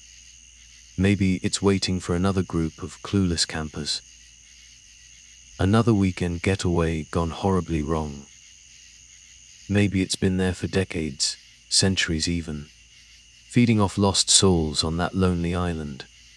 So, yeah, if you ever find yourself near Shadow Island, just watch the shore at night. Be wary of footprints that appear out of nowhere. If you hear a child crying in the darkness, for God's sake, don't go looking. Don't investigate. Just pack up everything you own. And run. Run like hell.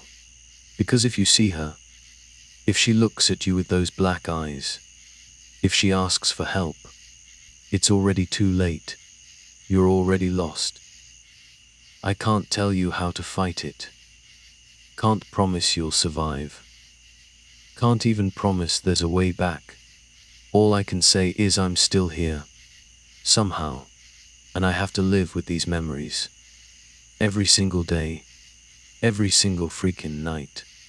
Every morning, I wake up, and I wonder the same thing. Am I the lucky one? Or am I just cursed? Demon in the shape of a little girl. Stole my friends, stole my life, stole my sanity, and the real gut-wrenching horror of it all. Nobody will ever believe me. Official record says nothing happened out there. Just a tragic accident. But I know the truth. I was there. I am Sarah Johnson, age 29. And this happened on Shadow Island, Maryland.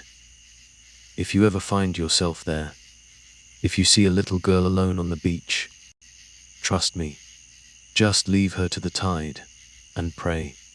Pray it's enough to keep her from following you home. So, yeah, that's my story. Sounds crazy, right? I know. Even writing it down, seeing the words on the screen, it still feels like some twisted nightmare. But it's not. It's real. Every single horrifying detail. And I'm stuck with it. Forever. Sometimes I think about Mike. Wonder if he's doing any better than me. Probably not. We were both there. We both saw it. Felt it. That kind of thing, it doesn't just go away. It burrows under your skin. Settles in your bones. Poisons your mind. We tried to lean on each other at first. But we were both so broken. So messed up, we just ended up pushing each other further away. Maybe it's better this way. Maybe it's better to be alone with this thing than to drag someone else down with you into the darkness. Jess, God, Jess. That's the one that really gets to me. We were supposed to have this fun weekend, just us girls, laughing, catching up. No, she's just gone. Vanished. Like she never even existed. Her parents, I can't even imagine what they're going through.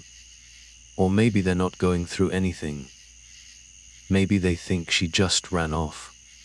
Disappeared. Easier to believe than the truth, I guess. But it's not the truth. The truth is something took her. Something evil. And nobody cares. Nobody wants to know. Just sweep it under the rug. Tragic accident. Yeah, right. And Chris, poor Chris. He was just Chris. Always joking. Always trying to lighten the mood. Didn't deserve any of this. None of us did. But he paid the ultimate price. Turned into that thing. Controlled. Twisted. And Mike had to try not to think about that part too much. The rock. The crunch. But it's always there. Lurking in the shadows of my mind. Sometimes, late at night, when the nightmares are really bad, I find myself staring out the window, looking at the streetlights, the cars going by, the normal, everyday world. And it feels unreal. Like I'm watching a movie. Like I'm on the other side of the glass, looking in. Because my real world, it's not this anymore. My real world is Shadow Island. Dark dunes, cold wind, black eyes, screams in the night. That's where I live now. Part of me is still stuck there, on that beach. Running through the sand, heart pounding, terror in my throat. And I don't know if that part of me will ever come back. I keep that newspaper clipping hidden away now. Don't look at it often. Too painful. But sometimes I take it out. Just to remind myself. It wasn't just a dream. It wasn't just my imagination running wild. It was real. And it's been happening for a long, long time. That family from 1965, they're not the first. And they won't be the last. Unless someone finally believes. Unless someone finally starts asking the right questions. Unless someone stops it. But who would believe me? Crazy woman rambling about demon kids and government cover-ups. Yeah, right. They'd lock me up. Throw away the key. And maybe they'd be right too. Sometimes I feel like I'm going crazy. Like my mind is cracking, breaking apart. Maybe I imagined it all. Maybe it was just stress, trauma, grief. Maybe Claire was just a lost kid. And Chris and Jess just accidents, maybe. But then I close my eyes, and I see those black eyes, and I hear that rasping laugh.